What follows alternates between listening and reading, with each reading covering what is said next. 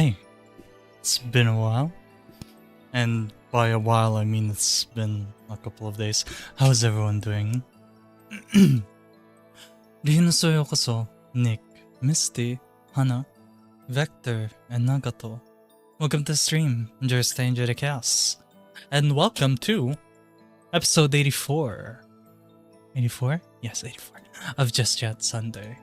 We are going to be doing 2 hours of lore reading and 1 hour of me eating spicy noodles with the hand cam on. Oh, I hate it. I hate it. Yes, that is right. We are turning on the webcam for the spicy noodles, just as proof.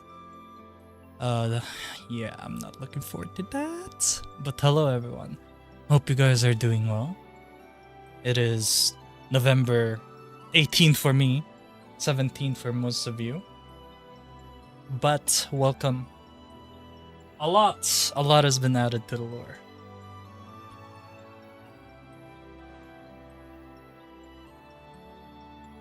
I hope you guys are ready.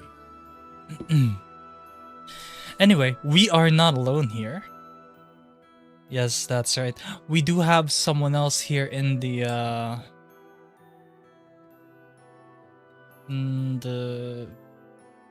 VC. There she is. You guys see her in her big ass forehead glory? That's her.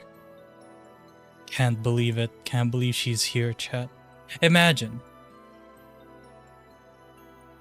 Huge ass forehead over here.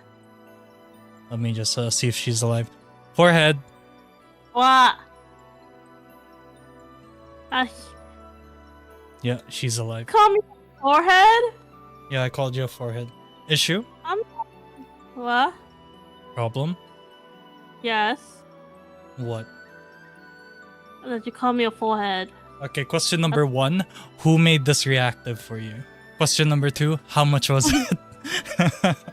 I don't remember how much it was. I know who made it. Alright, bet.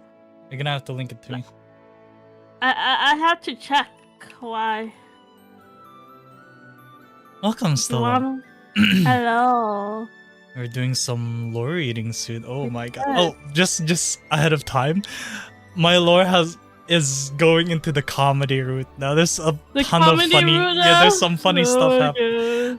The seriousness of my story has finally died down and trying to be more upbeat. Oh yeah. So, that's gonna be fun. This is gonna be fun, definitely. She grabbed the old man here too. Should we put the old man in? More funny? Yes, put the old man in.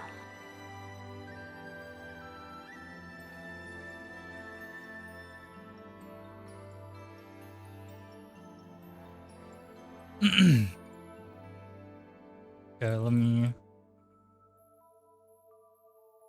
just do that. See if the old man wants to join in. Go to streaming, Stella. On the Okay. Yep. Yeah. Give me a minute before I join. Yep. All right, we are gonna yoink the old man in as well. Well, howdy, Nathan. Welcome to the stream. Enjoy your stay. Enjoy the chaos. Welcome to Just Chat Sunday. Yeah, nah. Gonna be a funny 3 to 4 hour stream of torture. Torture. Yeah. Yeah, You excited? I'm excited. What are you excited for? The lore or the torture? Or both? Both. Of course you are. But is there a problem? No, not at all.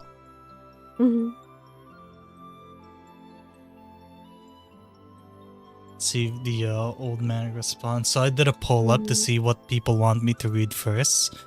And looks like a lot of you guys want me to read the Elysian Summit tournament. Yeah. Ooh. Elysian Summit, huh? You guys are interested about this fictional tournament that I created. So exciting.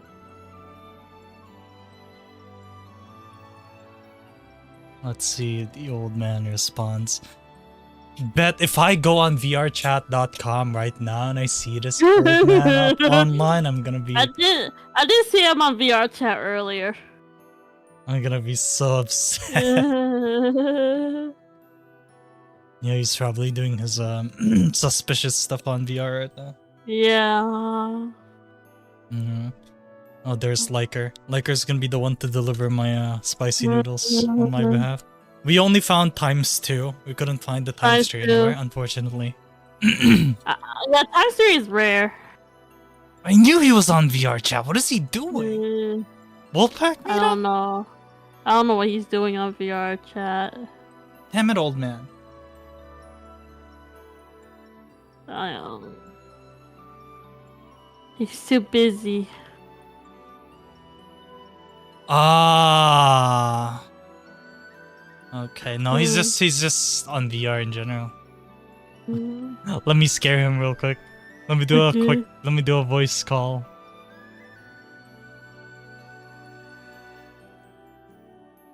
Let me ring him up.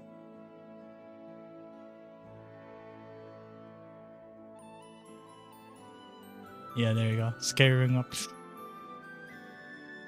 I ding dong bitched his ass. You ding dong bitch. What did he say? Nothing. I just rang it and then ran. Oh my god.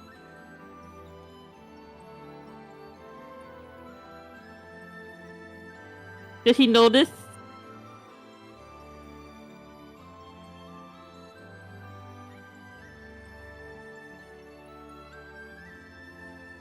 I don't know. We'll see. Oh, here he is. He's your on VR. Get. My apologies would seem I was summoned. You can't wait. Are you on VR with Angus? You're an After Dark. Yeah, we were celebrating a friend's late birthday party. Oh shit! Ah. Was it someone I know? Mad Who? Rider. Oh, okay. I don't know. Delaying the inevitable. I mean, it's already on the pinned message liker. Spicy noodles start at 11. Like, are you excited? Am I excited for spicy noodles? Yeah. You think I'm insane? Oh no, liker. Hold on. Oh, I fucked up the schedule. Liker, check your Discord. Oh, I fucked up the schedule. What happened?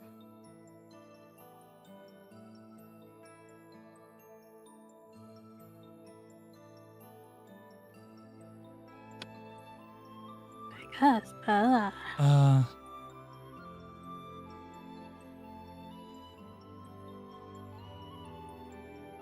Yeah, the schedule says 10 p.m. E, so I was thinking, okay, I have another hour. Not early, just so we could do some lore reading and then the noodles on the third Fair hour. enough. Yeah. So it didn't. It also didn't help that my hand started to die anyway. So I added so much to the lore. It's crazy. It's.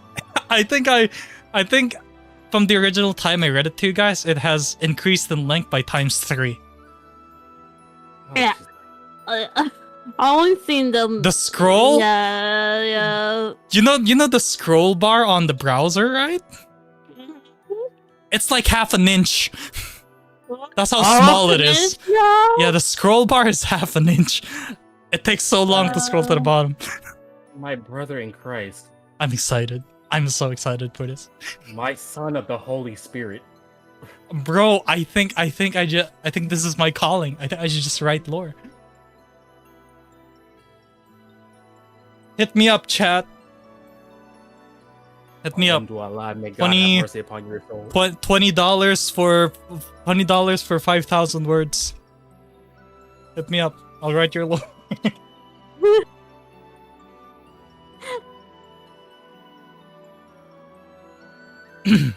But yeah, enough delay. Let's read in on said that lore. Yeah. Or should we wait for more people? I think. I think someone else wants to hear. I think UF was invested into it. Should we wait for him? Yeah, okay. End the poll. We're on Elysian Summit. Okay, so Elysian Summit 1. And then we'll read the Akazora family, and then after that, mine. That seems about it. How much did I pay for this? How much should you pay for what?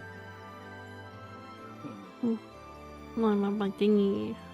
Are you writing your lore? Oh, like $2,000, give or take. I'll get you like 7... I'll make you like 7 entries. You know, we'll do Stella Constella and the Sorcerer's Stone, Stella Constella and the Half-Blooded Princess, Stella Constella and the Order of the Forehead. Yeah, we can do a lot. The Order of the Forehead is wild behavior. Kyo wants the updated art. Updated art for what?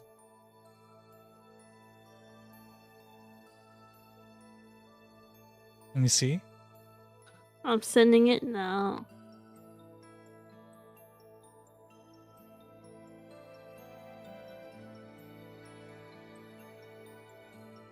Stella over here looking like a Maple Story character now that I look at her. Is that how I think it is, Stella? Yeah. Is that Chaos herself? Yeah. Oh my god, she looks scary. Quick, someone marry her. Oh. Quick, someone raise her up. Distract her. I can fix her, he said, head ass. What? It's true, right? I can fix her. Watch. I've got chaos flowing in my veins, and I've got chaos flowing down there as well. Let's go. You trying to fix her? I'm trying to make her worse. We are not the same. What the hell? I'll show her what the true meaning of chaos is. In chaos? 100% on all categories. Let's go. Wait, what you mean by that? What the fuck, Nick? What the fuck, Nick? What the hell? Hey, girly, hold still is wild. What the hell? Nick! Hello? That's so wild. That Ozzy Riz is hidden different. God blessed. Ozzy Riz. I know a couple of people with Ozzy Riz. Oh my gosh.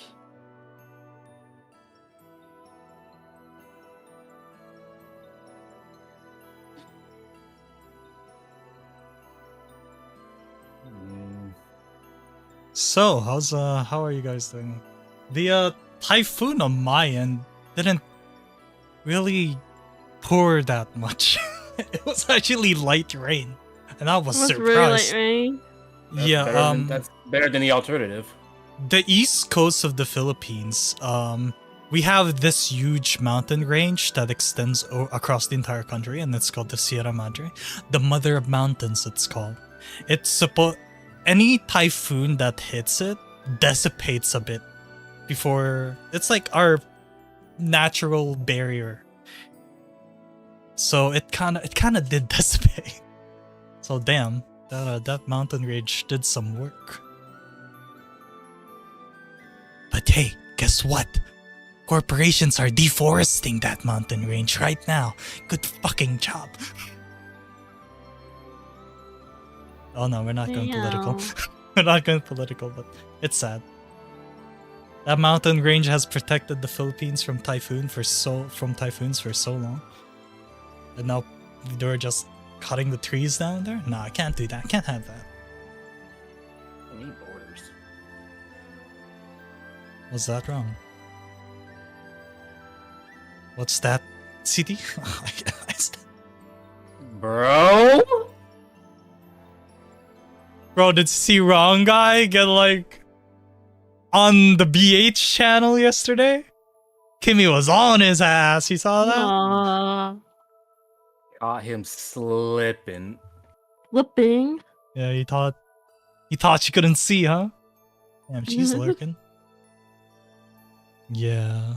Spicy noodles at 11 p.m. EST. Damn.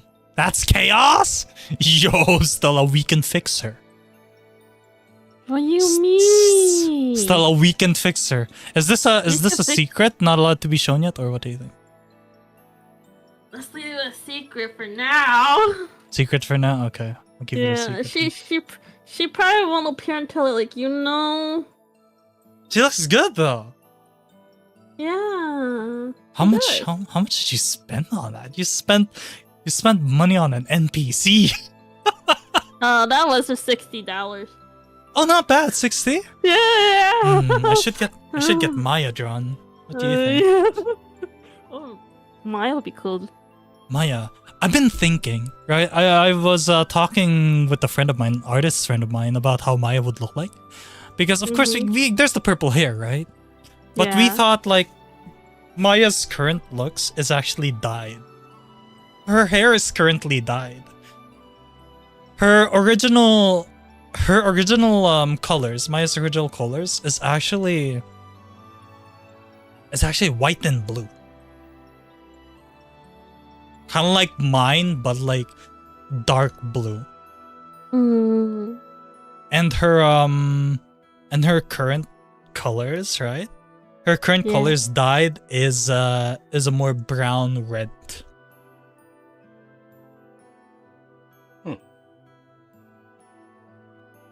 Into that. But Kyoshi, isn't it purple? Isn't it purple, Kyoshi? No, we have to retcon the purple. It reminds me too much of her. So we're going white and blue. Don't Maya he Maya who Maya ha Maya ha ha my ass. Also, I have sinned. I have sinned. Again? I installed Elder Scrolls Oblivion, Elder Scrolls Skyrim Anniversary Edition.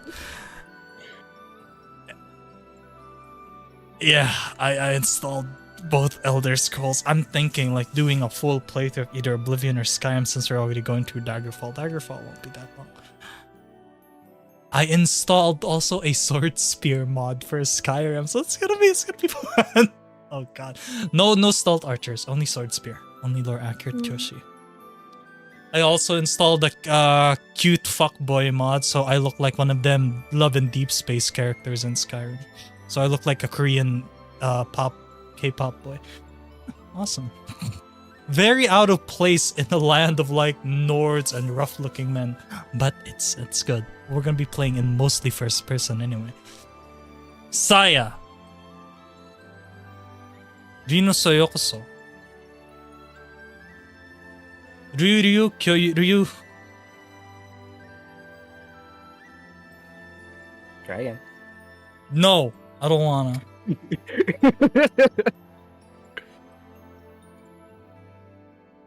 It's an L. All right, let's see here. How many words do we have now on Kyoshi Hakazora? Is it time to check? I haven't checked yet.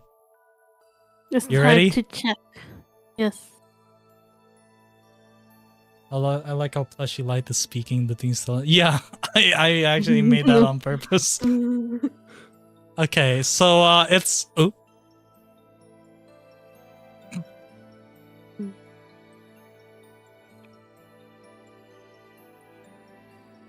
What do you think? How many words?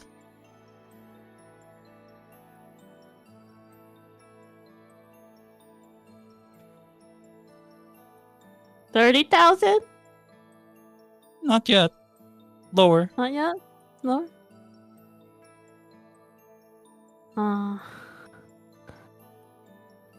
Unless you like 15,000? peeking between Stella and CT. Yeah. Yeah.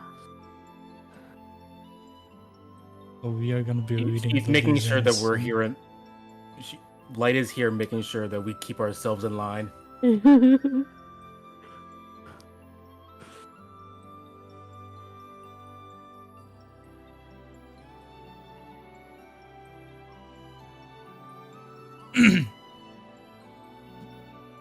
Oh man. Oh shit. It says here on the word counter, it'll take 2 hours and 10 minutes to fully read all of this from the beginning. What? Like speaking read. Reading with your mind will take 1 hour and 30 minutes. Oh my god. Oh boy, isn't that fun? Don't worry, the Elysian Summit and the Akazora family pages are pretty short. They're not that long, I would say. I wonder, should I open the Elysian Summit for all? Probably should I open it to other countries? That's a law I'm gonna have to make. Will the Elysian Summit be open to warriors from other countries? Is this mouth on fire yet? There's a pin comment right there. Spicy noodles start at 11 p.m. EST. I'll be reading lore first. I'll be doing some lore reading. Hello, Neo. It's been a while. Good to see you. Yeah.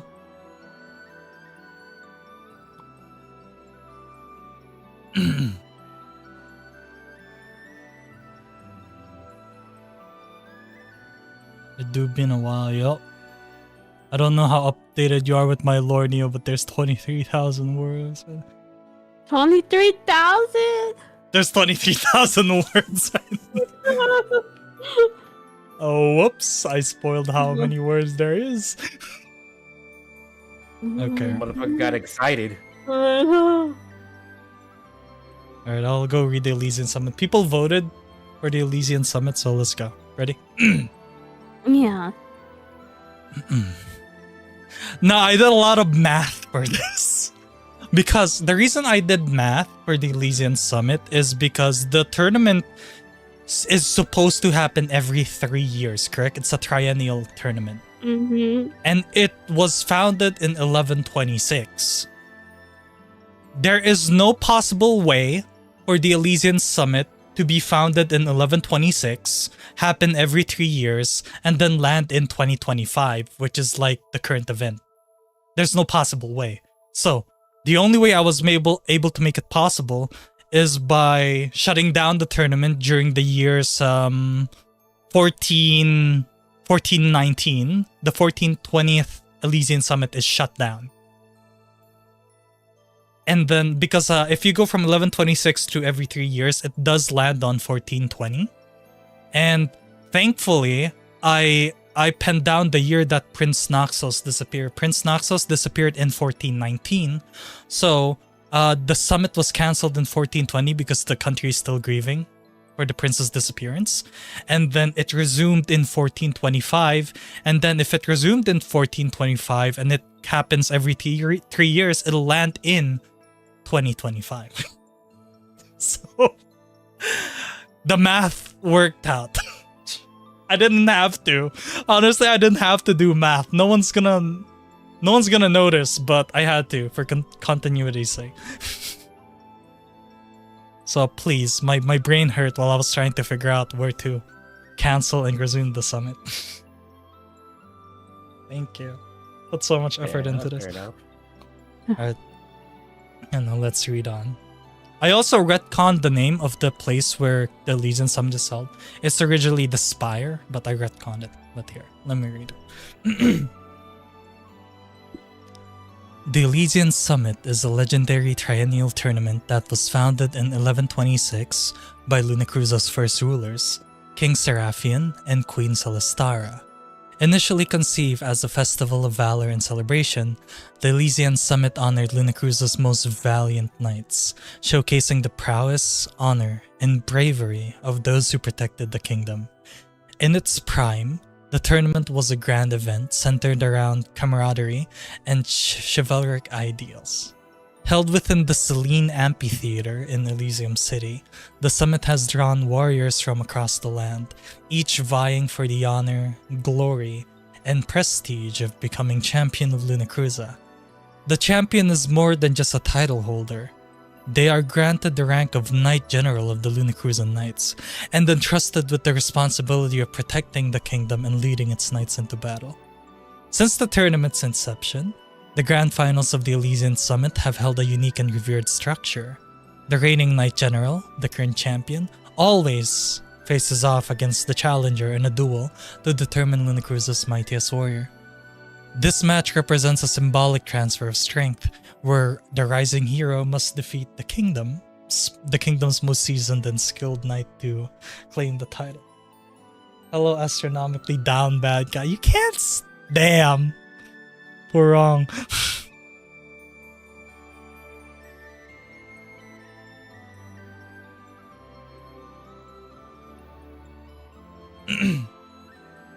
Alright. So here's the history of the Elysian Summit. 12th century. The Elysian Summit during the 12th to 14th centuries was a grand spectacle, embodying the spirit, strength, and resilience of Luna Cruza. The summit's influence permeated all aspects of Luna Cruza's culture, with the event heralding a time of unity and pride for all citizens.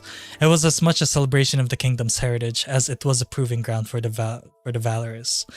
The early summits, spanning from the tournament's founding in 1126 AD through much of the 13th century, were dominated by the renowned Scarlet family, a lineage deeply respected for their ferocity and unwavering loyalty to the Luna Cruzan crown.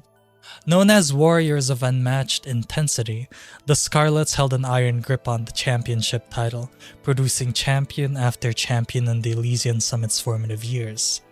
Every Scarlet champion who emerged victorious was known for their mastery of flame and steel, wielding heavy weaponry with precision that spoke to generations of tradition and training. Their scarlet-toned armor, glinting in the sunlight, became an emblematic symbol in the arena, a reminder to all of their dominance and the reverence their family commanded. By the late 13th century, however, the Scarlet's once unchallenged supremacy began to wane. Other houses and families grew bolder, influenced by the Scarlet's accomplishments but motivated to challenge them. This shift led to a resurgence of interest in diverse martial arts and intensified rivalries between the noble houses. In 1327, the Akazora family, I know that family, oh my god, a proud and highly skilled lineage known as the Dragons of the Red Sky, shattered the Scarlet family's winning streak, marking a historic shift in the tournament's legacy. The Akazoras, with their unique blend of physical prowess and mastery over the sword spear, began a 3-decade reign over the Elysian Summit. The Akazoras' entry brought an undeniable transformation to the tournament. Their sword spear style was both swift and powerful, employing the elegance of spear play with the close quarters versatility of a sword. Their combat was a spectacle of technique, resilience, and innovation. Under the Akazoras, the summit became an arena of strategic brilliance. The Akazoras' rise to dominance was also rooted in their political loyalty to Luna Cruza. The family's head at the time, Arsino Akazora, would go on to become the Knight General of the Luna Cruzan army, a position of immense honor. After several summit victories, his repeated victories in the Elysian Summit earned him renown, and he was eventually hailed as the best knight in all of Luna Cruza. I need to fix that. There was redundancy in there. Rivaled by none save a handful of peers. Arzeno's victories helped secure the family's influence over the kingdom, with each successive Akazora champion further cementing their dynasty as symbols of Luna Cruza's strength and honor. The Akazora's unparalleled 30-year winning streak was unexpectedly cut short with the mysterious disappearance of Prince Naxos, the last royal heir to the throne, in 1419 AD. The disappearance of Prince Naxos created a power vacuum that sent shockwaves through Luna Cruza. With no clear line of succession and the people in mourning, the 1420 Elysian Summit was postponed indefinitely. The decision to cancel the event, unprecedented in its history, signified how deeply the prince's absence had disrupted the kingdom. For Luna Cruza, the Elysian Summit had always been a source of pride and unity. To have it paused was both a practical response to the chaos and a symbolic gesture acknowledging the kingdom's fragile state. In the years following Naxos' disappearance, rumors and conspiracy theories swirled among the citizens and noble families. Many believed that foul play was involved, while others speculated that Naxos had abandoned the throne by choice. Without the unifying presence of the royal family, Luna Cruza's National Council gained unprecedented power, quietly assuming control over key aspects of governance that had traditionally been overseen by the monarchy. The absence of the summit only added to the tensions, as citizens were left without the cultural anchor that had for centuries brought them together in celebration and competition. In 1425 AD, after years of uncertainty, the council announced the return of the Elysian Summit. This decision was met with both excitement and skepticism. The people of Luna Cruza were eager for the return of the beloved tradition, but they were also wary of the changes that had taken place. The council's growing influence over the kingdom was evident, and it became clear that the summit would no longer be the same noble institution founded by King Seraphian and Queen Celestara. What was once a tournament to honor the strength and bravery of Luna Cruza's knights had become an event shaped by the council's political agenda. The 1425 summit was the first to be held under the council's oversight rather than the royal families, and subtle yet significant changes were immediately apparent. The council revised the rules and traditions, with a noticeable emphasis on promoting their loyalists and highlighting council-approved knights. The tournament's prize, which had once symbolized the honor of becoming Knight General, was now viewed through a political lens. The council began to use the summit as a means of controlling military influence, ensuring that only those who aligned with their interests could rise to power. The Akazora family, which had dominated the Elysian Summit for 30 consecutive tournaments until 1417, felt the weight of these changes most acutely. Their unmatched winning streak had brought them fame, respect, and a position of prominence in Luna Cruza. However, with the council's increasing influence, the once esteemed family began to see their legacy overshadowed by the corruption creeping into the summit. Eric Sakazora, son of Arxion Akazora, and the last champion before Prince Noxus's disappearance, was revered as a hero. Yet even his legacy could not stop the council from tarnishing the summit's original purpose. For the people of Luna Cruza, the Akazora's absence in the tournaments after 1425 symbolized the end of an era. Their fighting style, the unique sword spear technique, had once been the pride of Luna Cruza and a testament to their family's prowess. Now, with the summit no longer under royal oversight, the Akazoras and their legacy seemed relegated to the past. The new champions of the tournament, while skilled, were often products of the council's favoritism, and many questioned whether Luna Cruza's finest warriors would ever again emerge from a summit that had lost its noble foundation. The Elysian Summit, once a festival of unity, was now divisive, a symbol of both lost heritage and hope for restoration. It became an event of subtle resistance, with those who still believe in the summit's original values attending in quiet defiance of the council's manipulations. Whispers circulated of a true heir to the throne, one who might reclaim the honor of the Elysian Summit and restore it to its former glory. This underlying tension added an element of rebellion to each subsequent summit, as the people held on to the hope that, one day, the tournament would be liberated from the council's grip and restored to its rightful place under Luna Cruza's royal legacy.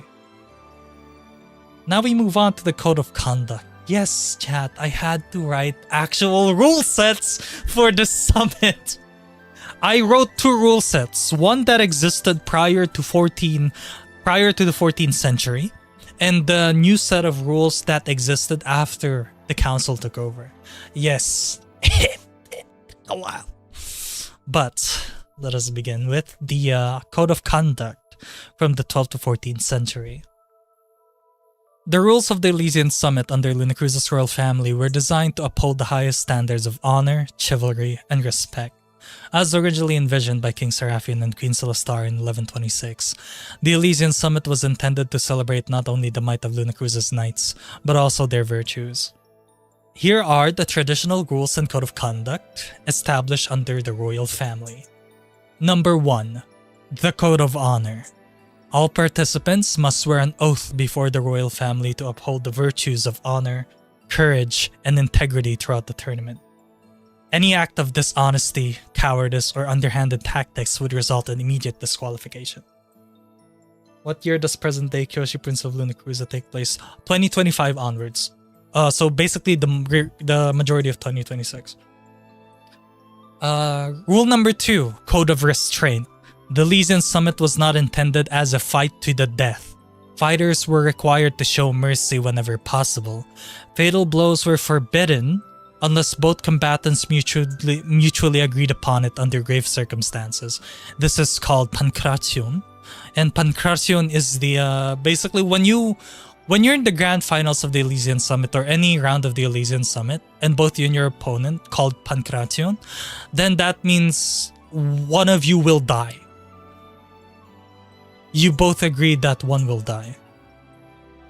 And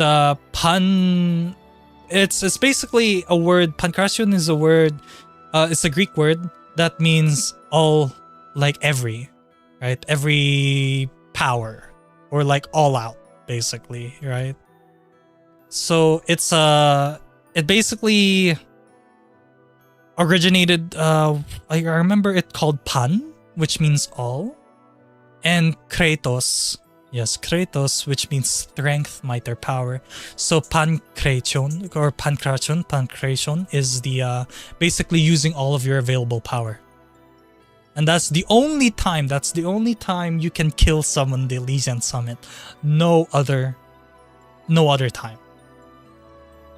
Guess what Kyoshi Akazura calls at the at his grand finals. Spoilers. Oh. Rule number 3, the code of virtuousness. Knights must rely solely on their own skills, strength, and wit. Seeking assistance from outside individuals, magic, or enchanted items not approved by the royal court was strictly prohibited. Fighters were required to respect the sanctity of one-on-one combat. Armor was inspected before each match to ensure no hidden enhancements or unnatural reinforcements were present. Armor was a knight's shield against dishonorable acts, and the rules required it to be standard, unaltered, and purely physical. Armor tampered with enchantments, poisons, or other unfair advantages was strictly banned. Rule number 4, the Code of Valor. What? What's it? That's like half of my toolkit. Smile. Bro. Gotta think of something else, man. Gotta outspeed them, dude. Gotta out agility them instead. Fine. I'll do it the old school way. Rule number 4, the Code of Valor. Each match was to be initiated with a formal challenge and an exchange of respectful words between opponents.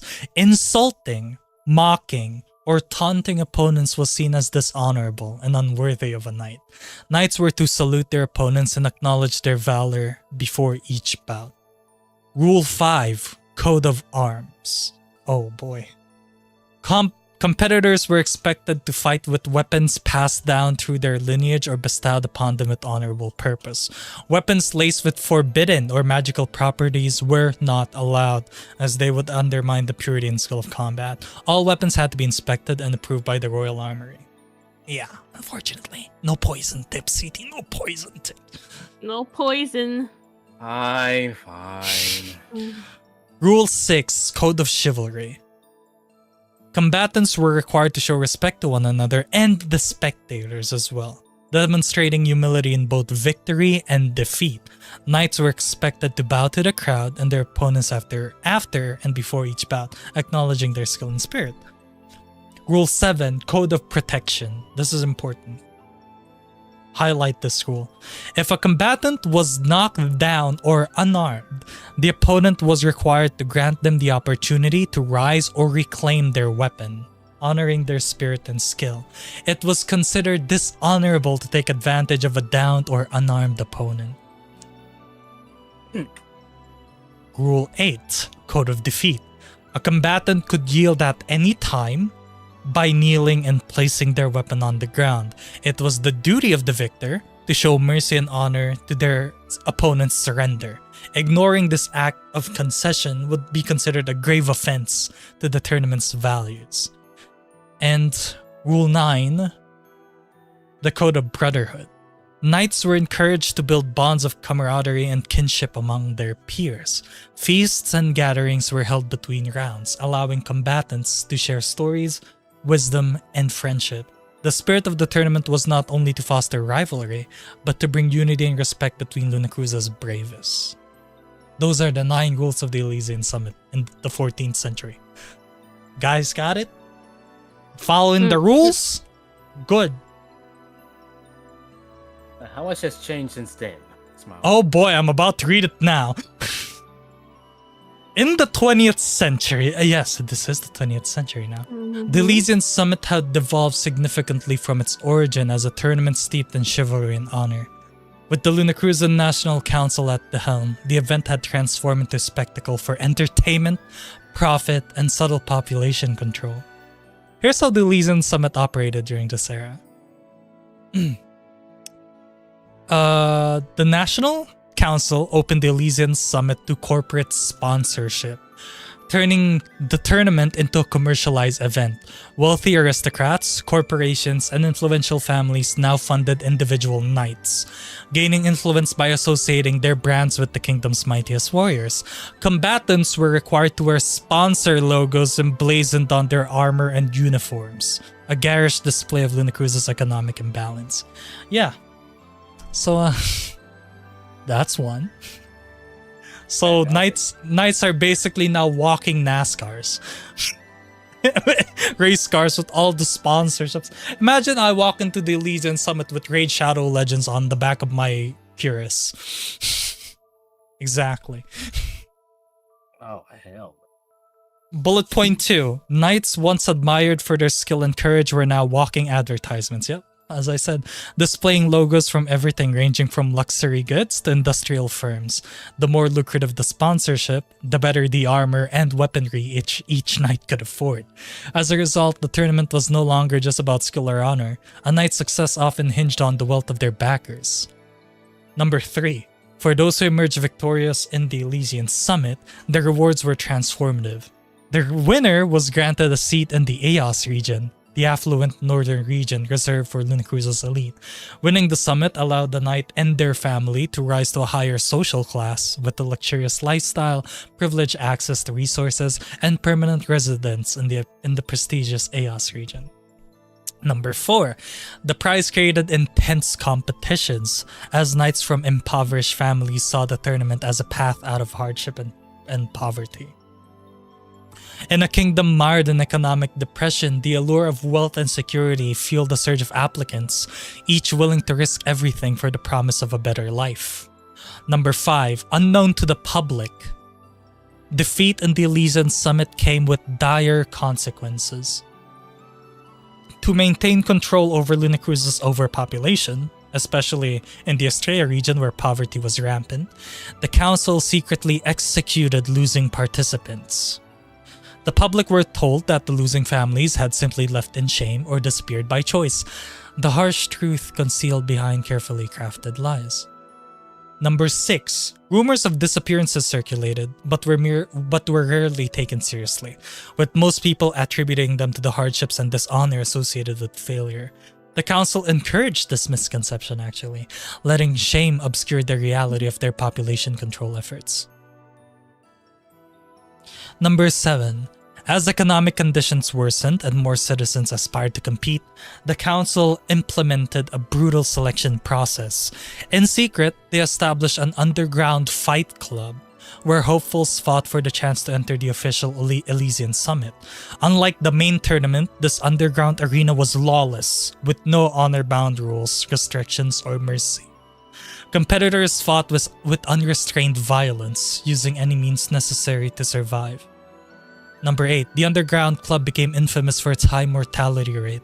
Deaths were common, as combatants saw their only options as victory or oblivion. Injuries were severe and the bodies of the fallen were quickly disposed of, their families often left without closure or answers. And number 9. The preliminary rounds were off limits to the public eye, hidden away from the grandeur of the Elysian Summit that Lunacruz's citizens admired. Many of the council's guards and elite soldiers were assigned to oversee the underground fights, ensuring that no information about this ruthless process ever surfaced. By the 20th century, the Elysian Summit had become a twisted shadow of its former self. What had once been a celebration of chivalry was now a means for the council to control the population, cultivate loyalty through the promise of wealth, and extract profits through sponsorships. The council manipulated the summit to maintain their power and keep Lunacruz's struggling population in line, offering an illusion of hope to those desperate enough to fight. The knights who participated were no longer Lunacruz's noble defenders. They had become pawns in the council's schemes, their fates tied to the whims of sponsors, the demands of spectators, and the secret policies of population control. Only few within the upper echelons of the council and the elite were aware of the dark truths hidden beneath the summit's veneer of tradition. This new form of the Elysian Summit, though popular among Lunacruz's wealthy and influential, had a corrosive effect on the morale and dignity of the country's citizens.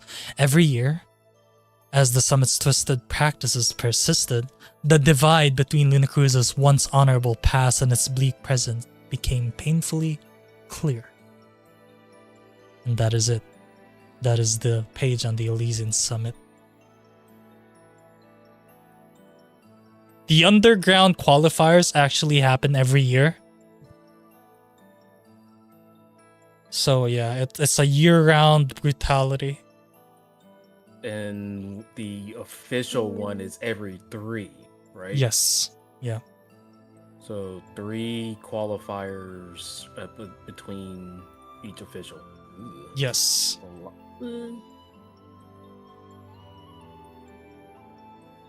Do you guys have a visualization on how the tournament looks like and how fuck it is? Yeah.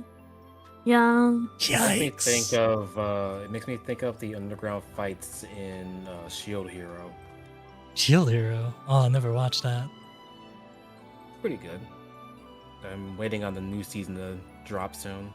Whatever the hell that's going to be. It's the one with Raptalia, right? E. Okay.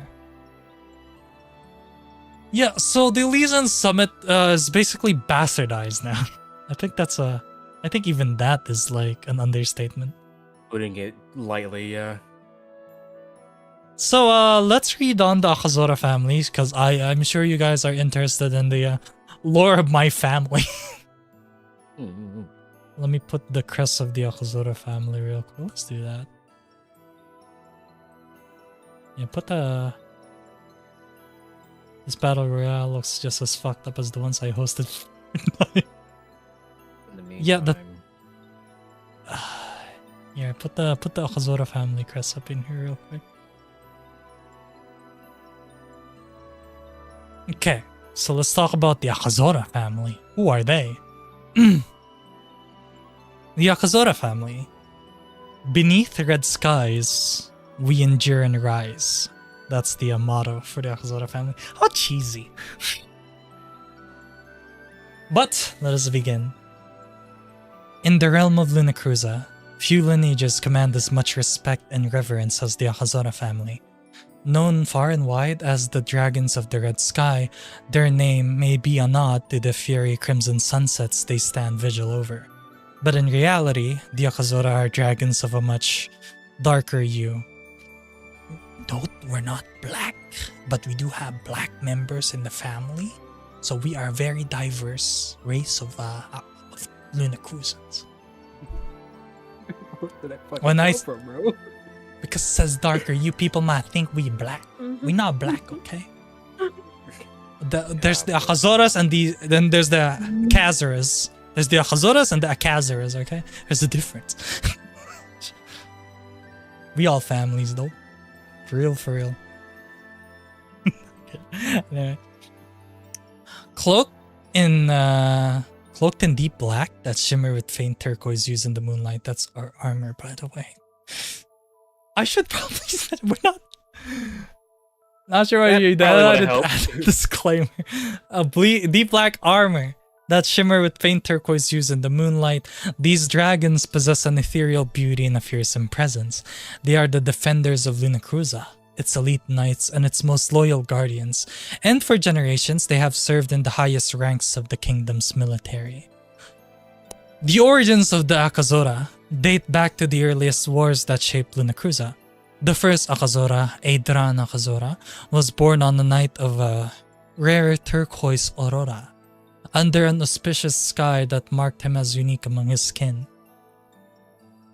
His black scales and horns glinted with hints of turquoise, reminiscent of stars against the night sky, earning him the moniker the Black Star Dragon.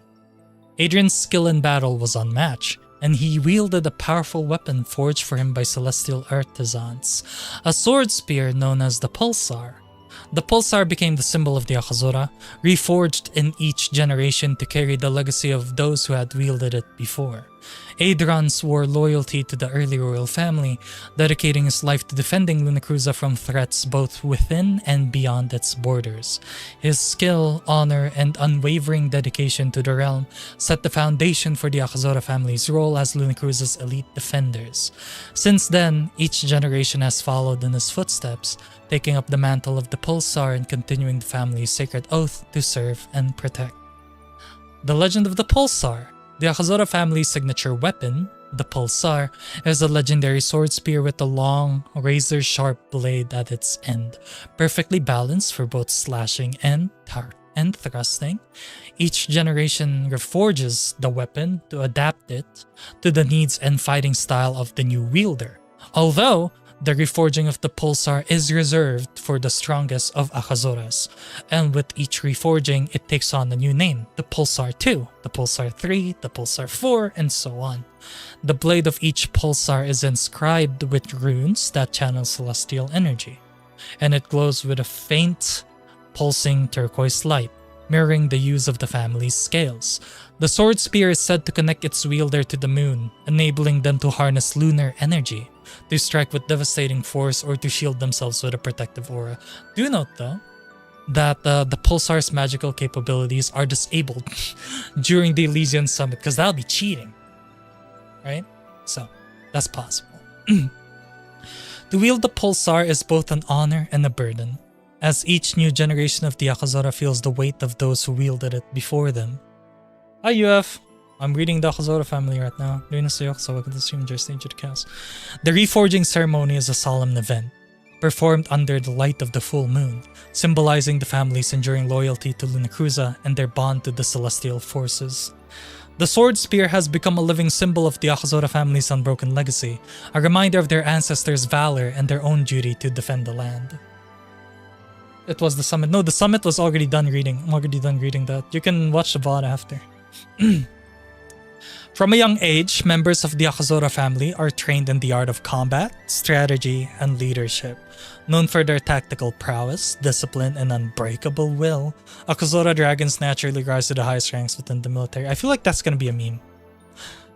Wait, let me just break the line of reading here. I feel like that's gonna be a meme. When I read the Akazora family are trained in the art of combat, strategy, and leadership, known for their tactical prowess, discipline, and unbreakable will, it'll just cut to a playthrough of me playing COD Warzone, running and gunning and shouting expletives at my enemies. Well, now that you mention it, now Oh my god. Someone that has a clip idea. There's a clip idea. Oh my god. Akazora dragons naturally rise to the highest ranks within the military. Their instincts for strategy and their ability to rally troops on the battlefield have solidified their place as leaders among Lunacruza's forces. The Akazora dragons often serve as commanders of the Lunacruza Knights, tasked with safeguarding the kingdom's borders. Their mastery of the legendary sword spear and their combat skills make them nearly invincible in battle, and their figures, interwoven with turquoise hues, grant them an imposing shadowy presence that strikes fear into their enemies. To see an Akazora wielding the Pulsar is to witness a force of nature, one bound by honor and tempered by generations of martial discipline. This is going to be a huge lore plot, so listen carefully to the next part. The Akazora family adheres to an ancient and sacred oath known as the Blood Pact. Oh boy, what is that? Legend holds that Idran Akazora swore this pact to Emerin's first descendants, pledging that as long as an Akazora drew breath, they would defend Lunacruza and its people with their life. This unbreakable vow binds each Akazora to their duty, and generations of Akazora warriors upheld this pact, standing at the forefront of Lunacruza's most harrowing battles. Their courage, bolstered by a sense of duty few could understand, it was a bond stronger than any mortal obligation, and it grew as the family's legacy expanded, becoming both a source of pride and a heavy burden. Each Akazora trained not only to master weapons, but also to understand the weight of the Blood Pact. In battle, the Blood Pact made the Akazora seemingly unbreakable. Stories circulated among soldiers and common folk alike of how they fought without fear, wielding their weapons as though guided by an unseen hand. Notable members of the Akazora family. This is the last part, by the way. Adran Akazora, the first Akazora, There's Arxino Akazora, the son of Aedron and multi-year champion of the Elysian Summit. He is Knight General of the Lunar Cruisan Army during the 13th century. Arxion Akazora, son of Arxino and multi-year champion of the Elysian Summit as well. Knight General of the Lunar Cruisan Army during the 14th century. There's Enzo Akazora, head of the Akazora family and master at arms for the Lunar Cruisan Army from 1990 to his death in 2007. He's a multi-year champion of the Elysian Summit. Kyoshi Akazora. What the fuck is this? Son of Enzo Akazora and champion of the 298th Elysian Summit, spoilers. Current Prince of Lunacruza and head of both the Akazora family and royal family. Okay. He spoiled it. He spoiled the outcome of the 298th Elysian Summit. Shit. Spoiled it! Spoiled it! The spoil. Spoiled it! There's also Lirana Akazora, which I haven't put here. I haven't put it here yet, but Lirana Akazora is basically the branch that gave the Akazora family the royal bloodline. I will explain further in my lore page. But there is the Lady Lirana Akazora basically boinked Prince Naxos in secrecy. Ooh, spicy. Had sex. There, is that clear? Spoiled it! I spoiled it. But yeah, you guys ready to read my lore and all 10,000 words that I added? I'm giving Stella a preview of what I've been working with. Oh, nice. What is, can you guys tell me, where did we last left? On my lore. You were leaving your estate heading for the explosion. Yeah, the explosion, yeah. Really? Mm-hmm. Really? Yes. Yeah. What? Yes. Yeah. Oh my god! That was 20,000 words ago! Oh my god! That's where you left off. Oh fuck! Okay, so let me let me read this and tell me if this is where I left off. Oh my god. Oh my god. Is it at the is it this one? As he left, he glanced over his shoulder one last time. Oh no. That's the meeting with Maya. With a final look at the burning sky over the horizon, Kyoshi disappeared into the shadows after he heard that the candy shop exploded. Yep. Oh. That was the last thing we heard. Yeah. Oh And man, you let me said grab how water. many words? A lot. Let me. That's where they last heard. You know when that was? So I'm What, at the 2 point where it weeks ago? says no. I'm at the point where it says Kyoshi disappeared into the shadows.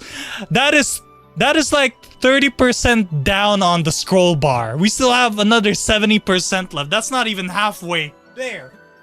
What the fuck? We have a lot of reading to do, chat. Are you guys ready? Get your water, get your food, get your popcorn, get your visualization glasses, and we shall begin. Okay, so this is called In the Shadows. This is chapter 5.2. You know where I am right now? Chapter 7.2. That's the latest. Oh my god. Okay. When he returned to Elysium, the night was alive with distant celebration. Fireworks painting streaks of color across the darkened sky. It struck him as grotesque, the revelry that masked the council's cruelty. And beneath those explosions, just past the cheering of crowds, he could make out the faint metallic hum of the enforcers' machines echoing from the direction of the candy shop. The council's puppets were out in full force. sniffing out their prey, unaware that tonight they would meet something far more dangerous. The streets were empty as he moved through the alleyways, the Pulsar 19 slung across his back, each step soundless. He knew the sewers the enforcers would use to corner Maya and her sister. They were efficient and cruel in their pursuit of undesirables. A grim smile across his face. Just as he neared the sewer entrance, he caught a glimpse of movement ahead. 2 enforcers guarding, their forms outlined in the neon glow of the streetlights. He slowed his steps, falling silent. Kyoshi dispatched the 2 enforcers swiftly, their muffled screams blending seamlessly with the distant cheers and clamor of the tournament crowds above. The guards had been stationed at the sewer entrance, but there were no match for his precision and silent fury. Without a second glance at their fallen forms, Kyoshi slipped into the sewers, the cold, damp air heavy with the scent of metal and decay. He paused, closing his eyes to tune out the echoing water droplets and faint hum of the city above. Straining to separate the noises, he listened closely for any sign of movement. The faint, hurried sound of footsteps echoed somewhere ahead, soft but distinct. A surge of urgency pulsed through him, and he continued forward, his senses sharp, his grip on the pulsar tight as he tracked Maya's path through the maze-like underbelly of the city. Kyoshi arrived just in time, emerging from the shadows to find the scene in chaos. Maya, though battered and bleeding, had managed to take down 8 of the enforcers, her determination fierce despite the overwhelming odds. But as she turned to shield her sister, one of the remaining enforcers tossed a grenade in their direction. Acting on instinct, Maya lunged forward, pushing her little sister out of harm's way, but was caught in the explosion's blast herself. Her movements slowed and she staggered, her breaths shallow, yet she pressed on, reaching her sister and pulling her into a tight embrace as more enforcers closed in, their footsteps heavy with cruel purpose. Maya held her sister tightly, her eyes filled with fear and defiance, steeling herself for whatever might come. A promise kept. Then, out of the darkness, something metal clattered onto the ground in front of the advancing enforcers. The unmistakable glint of the pulsar. The soldiers stopped short, eyes narrowing as they looked for its source.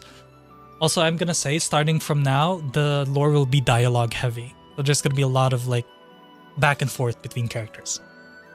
And there he was. Kyoshi stepped into the faint light, his form towering, the turquoise and white armor gleaming as his narrowed eyes settled on the approaching enforcers. "Apologies," he said, his voice a low, steady rumble, as he positioned himself in front of Maya and her sister. "I hope I'm not too late." His presence cast an intimidating silence over the scene, his stance a clear challenge to anyone who dared take another step. Maya's eyes widened, a faint, incredulous smile breaking through her exhaustion as she looked up at the friend she had thought was long gone. The enforcers hesitated, watching Kyoshi with a mix of apprehension and confusion. One of them finally snapped into action, lifting his radio to his mouth as he took in the figure standing between them and Maya. This is Unit 4. We have a situation," he said, his voice unsteady. "There's a man here, unknown, with striking features, white hair, turquoise highlights, or was blue, red and blue eyes, and a red halo above his head, and he's armed." "Continue," crackled the response from the council's command center. The enforcer swallowed, struggling to keep his composure as he relayed the last details. He has turquoise horns, white and turquoise wings, and a tail, turquoise tail. A long silence followed on the other end of the radio, as if the council members were absorbing the description with mounting incredulity. "Are you sure?" asked the council's command center. The enforcer, glancing nervously between his fellow soldiers and the still, cold expression on Kyoshi's face, repeated, "I said he has wings, horns, and a tail. All turquoise. Confirmed." Back in the council's chamber, a flurry of shocked murmurs erupted among the seated members. The head counselor, Maximo Scarlet's hand gripped the edge of the table, his brow furrowing deeply as he processed what he just heard. "Did you say he has wings and horns?" he demanded, voiced out with disbelief. The enforcer, now sweating under Kyoshi's unflinching gaze, answered, "Yes, wings, horns, and a tail. He's one of us, but he also has a red halo, so he's probably part Lucian." The council members exchanged stunned looks, some muttering in dismay, others visibly shaken. "Impossible," whispered one, shaking his head in disbelief. "Last we knew, the child had only the halo. No trace of the Lunacruisan traits." After a pause, Maximo Scarlet regained his composure, his face hardening with resolve. "We can't let this stand. Dispatch Sir Aldrin immediately. He'll neutralize this threat." With that command, Lunacruza's most elite knight, Sir Aldrin, renowned for his ruthless efficiency and unwavering loyalty to the council, was summoned. The council members knew that Kyoshi would face a formidable opponent, one trained and prepared to ensure that any trace of the Akazora line was extinguished. The enforcers around Kyoshi exchanged uneasy glances, each of them keenly aware of the reinforcements on the way. Kyoshi didn't flinch, his gaze fixed and unreadable as he took in Maya's fearful eyes and the council's men clustered before him. He gripped the pulsar tighter, a faint, dangerous light in his eyes. "Stay close," he murmured to Maya, his voice cold as steel, his stance unwavering. Maya blinked, trying to make sense of the figure standing protectively in front of her. Dressed in armor she'd only ever heard of in stories, her eyes traced over his white hair, the glowing wings and horns unmistakable against the shadows of the sewer. Kyo? Maya's voice trembled, her disbelief clear. "Is it really you? They told us... Everyone thought you were..." Kyoshi glanced back at her. His eyes softened briefly, a flicker of the boy she once knew visible beneath his hardened gaze. "I made you a promise once," he said, his voice steady and low. "You were there for me when no one else was. I told you that one day I'd be there when you needed it too." He hesitated, his eyes meeting hers with a quiet intensity. "I may be 17 years late," he added, a small regretful smile tugging at his lips. "But I'm here, and I'm not going anywhere this time." Maya's eyes filled with tears, but before she could respond, the heavy clanking of armor echoed down the sewer corridors, a grim reminder of the danger they still faced. Sir Aldrin's presence filled the narrow tunnel with an air of grim authority.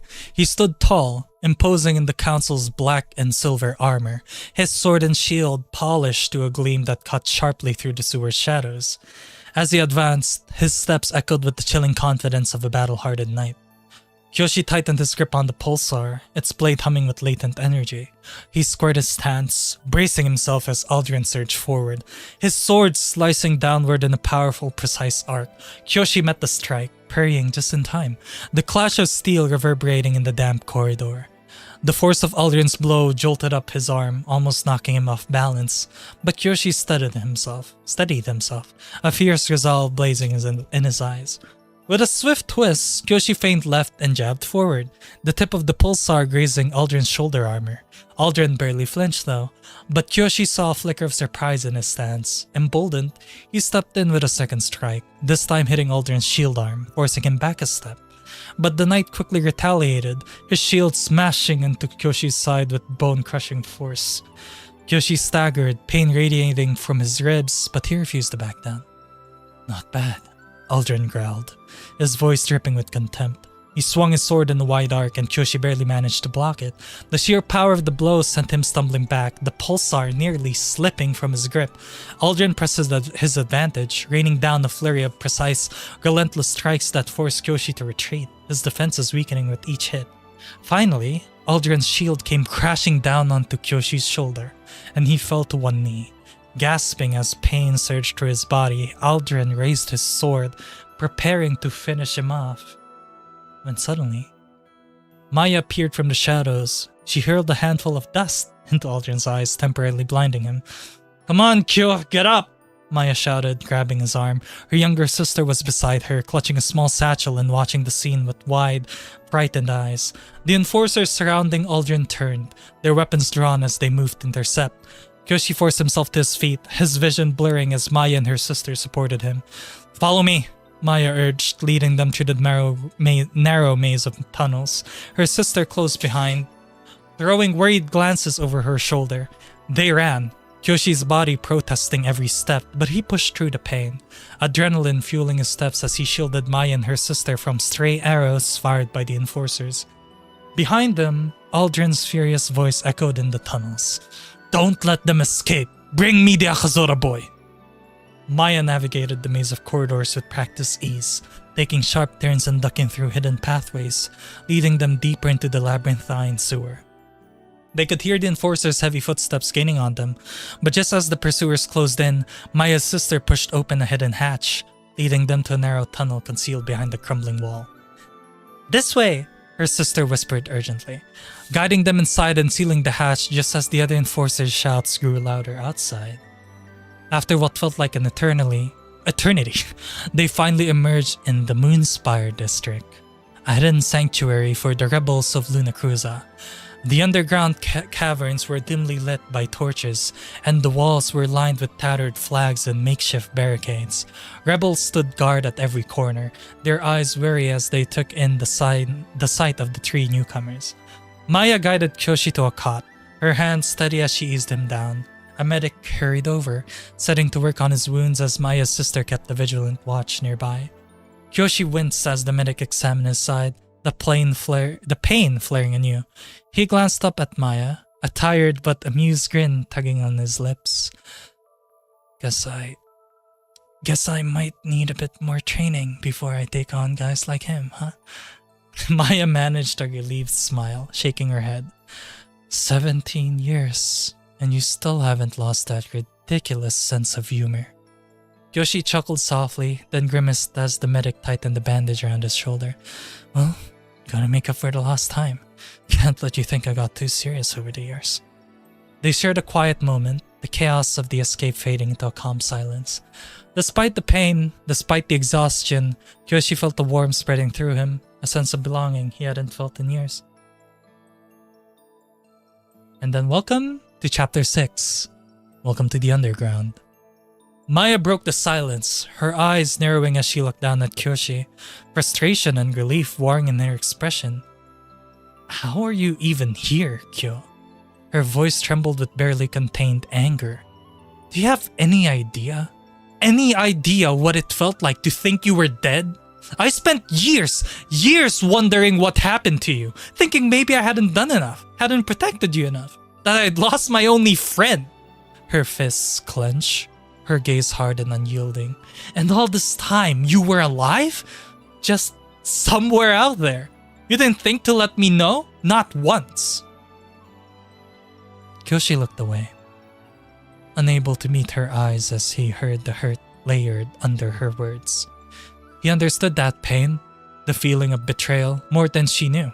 His own mother had done the same, left him alone in the world, letting him believe he'd been abandoned, letting him grow up alone with only memories and questions. I know it's not fair, Kyoshi said quietly, a hint of regret in his tone. Trust me, I know. It feels like everything was stolen from me too.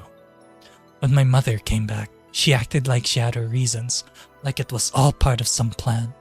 But it didn't erase the years I spent wondering why she'd left me, why she didn't try harder to find me. He took a steadying breath, looking back up at her.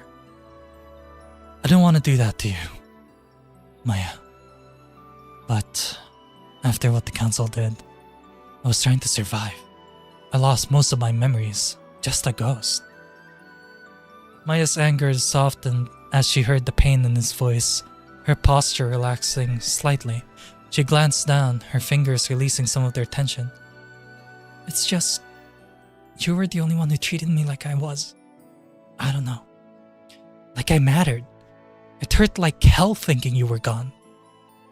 I know, Yoshi said, his voice thick with emotion. And I'm sorry. But if I have any say now, I'm not leaving again. Not while you're here. Not while there's still something worth fighting for. After the medic finished bandaging Kyoshi's wound, a tall, rugged man with deep blue wings, horns, and piercing silver eyes stepped forward. Okay, out of reading context, I feel like you guys are gonna love this guy. This is gonna be everyone's most loved NPC in the story. Watch. His presence was commanding, with an aura of both wisdom and quiet strength honed by years of battle. He studied Kyoshi for a moment, his gaze resting on the Akazora crest emblazoned on Kyoshi's armor, a look of recognition flickering in his eyes. "You wear that crest well, kid," the man said, his voice rich and steady. "It's been a long time since I've seen anyone bear the Akazora mark." Kyoshi looked up, his curiosity piqued by the man's familiarity. "And you are?" The man gave a faint, almost nostalgic smile. Junos Aozora of the Blue Sky Dragons," he introduced himself. "Leader of this resistance, or whatever that's worth these days." He paused, his eyes never leaving the crest on Kyoshi's armor. "I trained with your father, Enzo, when we were kids. I'd know that mark anywhere. We had a friendly rivalry, your father and I. Aozora against Akazora, blue skies against red. We were always pushing each other to the limits." Kyoshi's eyes widened as he took in the name. His father had never spoken much of his own childhood, especially of any rivalries or friendships. But the way Juno spoke held a genuine respect that stirred something in Kyoshi. "My father," Kyoshi murmured, the weight of his family's legacy pressing down on him in a new way. "So he really was as strong as everyone says." Junos chuckled, his expression softening as he nodded. "Strong, yes. But more than that, your father was dedicated, relentless. We pushed each other, brought out the best in each other. And though we had our share of clashes, I respected him. He wanted to protect Lunacruza, same as I did. Same as I still do." Juno's smile grew as he seemed to recall memories buried long ago. "Your father wasn't just any soldier, Kyoshi. He was the master at arms for the entire Lunacruzan Knights army. A position only the most skilled could ever hope to reach. He was the greatest knight in all of Lunacruza, a warrior whose reputation reached every corner of the kingdom. Before he met your mother, Enzo's name alone struck fear into his enemies, and if you ever mentioned the Elysian summit to him, well, you'd better be ready to listen for hours." Kyoshi felt his heart skip, hearing Junos describe his father as a champion and a legend. He'd always known fragments of his father's story, but here, from someone who knew him personally, he could feel the gravity of his father's legacy. "Enzo Akazora was a multi-time champion in the Elysian Summit," Junos continued, his voice taking on a tone of reverence.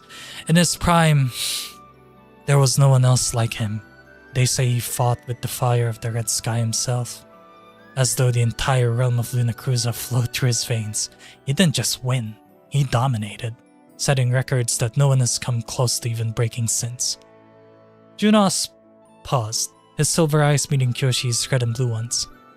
"Your father has something about him, an unbreakable spirit that couldn't be touched by fear. He fought to protect Lunacruza with everything he had, and he wanted peace for our people. I respected him, and feared him too." He chuckled almost to himself. He tilted his head slightly, studying Kyoshi with a critical yet approving eye. "And it seems you've inherited that same spark. Every warrior in Lunacruza either wanted to beat him or become him, and after he met your mother, he became even stronger. Like she gave him something to fight for that was beyond duty or honor." Juno's proud expression softened, and a shadow of sorrow crossed his face. He let out a sigh, glancing down as if searching for the right words. "I heard about what happened," he said quietly, his tone now filled with regret. "When word reached me that Enzo had died, it didn't feel real. For someone like him to be taken from us so suddenly." Junos paused, the weight of old grief in his eyes as he looked at Kyoshi. "I'd hope, foolishly, perhaps that if I had been there, maybe, just maybe, I could have helped. Maybe I could have saved him." Kyoshi could see that the loss still haunted Junos, that it had left an emptiness even after so many years. There was a weight to his words, as if he were carrying both respect and a sense of guilt for not having been there when it mattered. He looked Kyoshi directly in the eye, his voice heavy with sorrow. "I'm so sorry, Kyoshi. Your father was the best of us, and I wish I could have done more to honor that. Enzo didn't deserve an end like that. No one in your family did." Junos took a deep, steadying breath as if grounding himself again. But I promise you, Kyoshi, whatever it takes will carry his legacy forward. The council may have taken him, but they can't erase everything he left behind. Kyoshi absorbed each word, feeling the full weight of what it meant to be his father's son. Junos could see the resolve building in his eyes and extended his hand again, his expression both solemn and proud.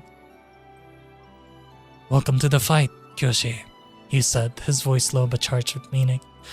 It's good to have a Nakazora among us once more.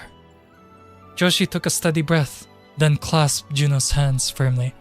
The older man's grip was solid, the calluses on his palm evidence of years on the battlefield, each scar a testament to the strength and sacrifice required in this fight. Junos raised an eyebrow, a hint of smirk, crossing his rugged face. Well, he said, folding his arms, if you're Enzo's son, we'll need to get you back into fighting shape, and fast. And from what I'm seeing, you could use a little help. Kyoshi, still wincing from the pain of his recent injuries, managed a half-hearted glare. What are you suggesting? Junos chuckled, his gaze shifting to Maya. You're going to train him. You've got skills, Maya, and we both know he needs someone to whip him into shape. Maya's face flushed as she stammered. Me? Train? Kyo? She glanced over at Kyoshi, her expression a mix of disbelief and embarrassment. Why would I? Kyoshi's reaction was equally incredulous. Wait, what? You're telling me that Maya, who runs a candy shop, is going to teach me how to fight? He tried to laugh, but Junos gave him a dead serious look. Candy shop or not, Maya's one of the toughest fighters here. Junos replied, unbothered by their reactions. You want to reclaim your family's honor? Want to take on the council? Then it's time to get stronger, Kyoshi. She can help with that. Kyoshi and Maya exchanged a look, both of them blinking in shock. Finally, Maya nodded, biting her lip nervously but determined. Fine, I'll do it, she said, glancing away shyly, though a playful glint in her eyes showed she was already warming up to the idea. But don't blame me if you end up even more bruised, Kyo. Kyoshi groaned, shaking his head with a half smile. Great. I've survived exile, injuries, and the council's enforcers, and now I'm going to be trained by Miss Starlight. This should be interesting. Maya crossed her arms, a mischievous glint in her eyes. That's Miss Flametail to you, she corrected with a smirk. Kyoshi rolled his eyes, but couldn't hide his grin. Alright, Miss Flametail, don't go easy on me. Oh, I wouldn't dream of it, Maya replied, raising an eyebrow. You'll be begging for a council enforcer by the end of this. Next scene. Damn, Sonny! I didn't know you smooth like that. Damn. Oh yeah, it's the dynamic between the two is gonna be way more fun later on. Watch. As Kyoshi settled into a chair to rest, Maya walked over with a gentle smile, her hand resting on the shoulder of a small, wide-eyed girl standing beside her. Kyo? Maya began, her voice soft yet filled with warmth. This is my little sister, Sona. Yes, chat, her name's Sona. Sona Starlight.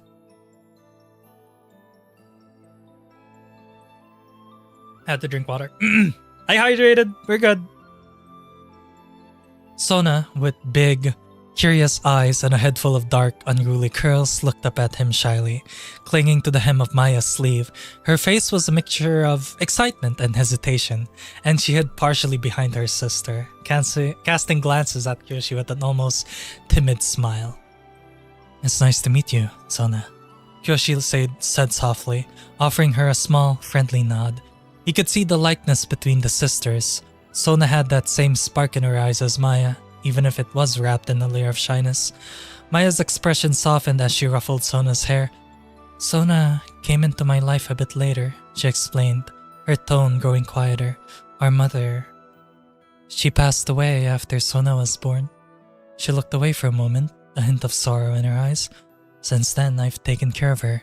She had a rough start, but she's a fighter, like her big sister. Kyoshi nodded, understanding the weight of Maya's words. Losing a parent and taking on such a responsibility at a young age, he could only imagine how much Maya had sacrificed to give Sona a stable life. Sona, picking up on the seriousness in the air, reached into her pocket and pulled out a small, slightly crumpled gummy bear, holding it out to Kyoshi with a shy smile. Do you like gummies? She asked softly, her voice barely a whisper. Kyoshi's eyes softened, a chuckle escaping him as he took the gummy from her tiny hand. You know, Sona, I think I do, he said, looking at Maya with a smirk that conveyed both gratitude and fondness. Maya's face brightened, watching Sona warm up to him, and she glanced at Kyoshi. You'll have to get used to the both of us now, Kyo, she said, half teasing but with a sisterly pride. Sounds like a plan, he replied, a small smile tugging at his lips. I'll try to keep up.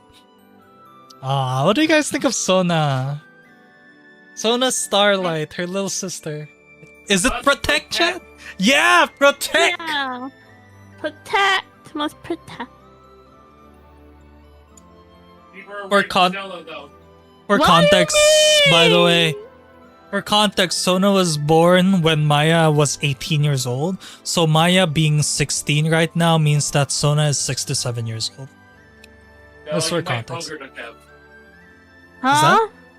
You might hug her to death, Stella. We gotta keep you away from Yeah, her. you gotta stay away from Sona. I just love that detail of Sona pulling out the crumpled gummy bear and offering it to me. And she's like, "Do you like gummies?" I'm like, I think I do. Oh, it's so adorable. I was like, every person, like Light and the council, they were like, "Oh my god, Sona's adorable. Sona's so adorable."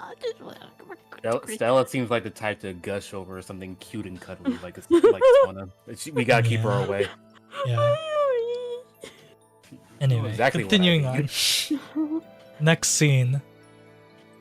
The following morning, Kyoshi awoke to the dim glow of light filtering through the cracks in the stone walls of the underground hideout. The sounds of voices and clinking metal drifted in from outside his quarters. After quickly getting himself together, he made his way out to find Maya, feeling the lingering ache of his injuries from the fight with Sir Aldrin, but pushing it aside. He knew today marked the start of something significant. Maya was waiting for him just outside, already wide awake and looking more relaxed than the night before.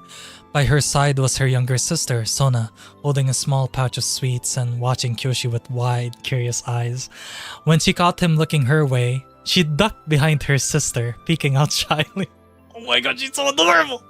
Oh, I'm sorry, she's just so adorable. Very adorable. You're just in time, Maya greeted him with a smirk, eyes sharp and teasing. We've got a whole camp to show you, and then, if you're lucky, maybe you'll get a chance to rest up before I show you what real training looks like. Joshi managed a half grin. I don't think anything here qualifies as rest.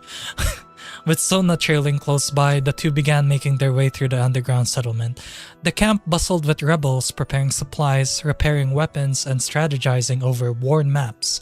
Kyoshi couldn't help but feel a surge of admiration for the resilience of these people. They were driven, focused, and they all seemed to respect Maya as she led him through each corner of the map. This is the armory, Maya explained, gesturing to a heavily guarded room where a few blacksmiths were busy forging weapons. Mostly blades and basic armor. They don't give us much to work with, but we make do. As they passed, several rebels nodded in recognition, their gazes lingering curiously on Kyoshi. He caught snippets of whispered conversations and saw the way they looked at his armor. Its family crest, instantly recognizable. It seemed word had spread fast about the Akazora heir joining their ranks. And here, Maya continued, leading him toward a section filled with maps pinned to walls and tables scattered with notes, is where we plan our movements. Sir Aldrin and the council's enforcers won't give us any breathing room, so we have to stay one step ahead. They paused there for a moment and Kyoshi took in the maps, realizing the sheer scope of the rebel operations. The locations, coded messages, and plans marked across the maps showed an organized, highly skilled network, far more formidable than he'd imagined. After they toured the camp, Maya led him to a clearing where a few rebels were practicing their combat skills.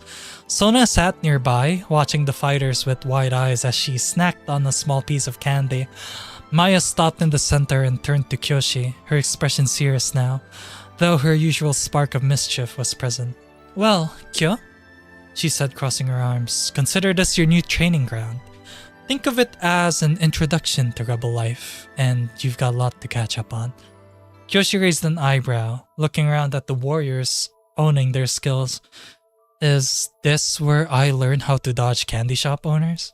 Oh! She rolled her eyes but smirked. That's Miss Flametail to you. Then her face softened just a bit. This isn't just for show, Kyo.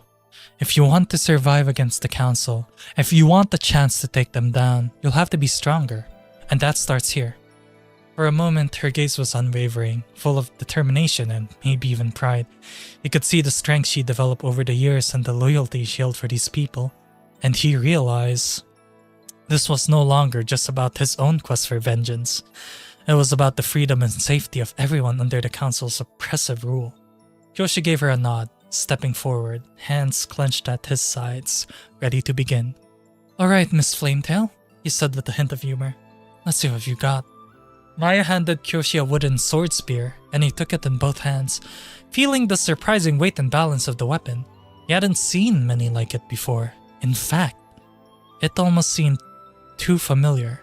He glanced up, eyes questioning. The sword spear, he murmured, still a bit taken aback. I thought the Akazora family were the only ones who used these.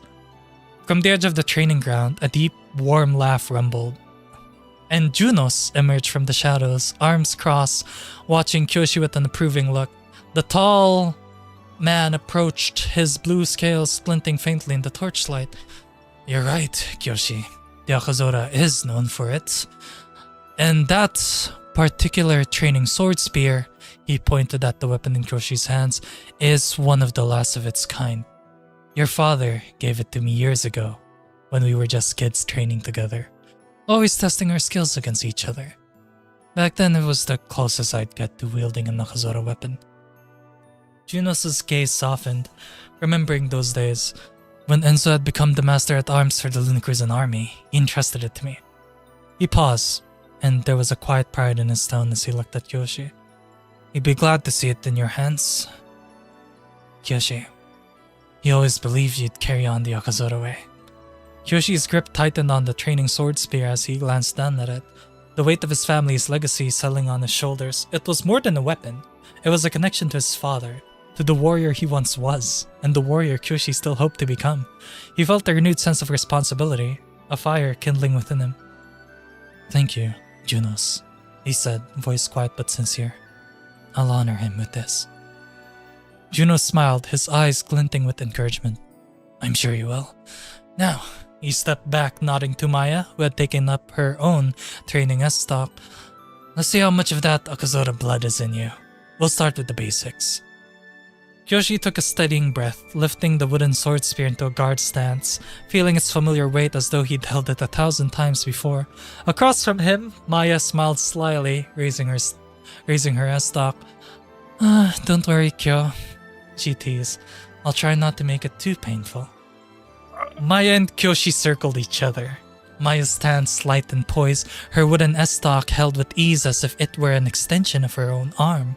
In contrast, Kyoshi's grip on the wooden sword spear was firm, his posture rooted but tense. You could feel the weight of the weapon in his hands, each movement forcing him to adjust to its balance and length. With a sudden burst of speed, Maya darted forward, her steps almost soundless on the worn earth. Kyoshi barely managed to parry her first strike, the force reverberating up his arms as their weapons clashed. She twirled back with a dancer's grace, and he took a moment to catch his breath before advancing.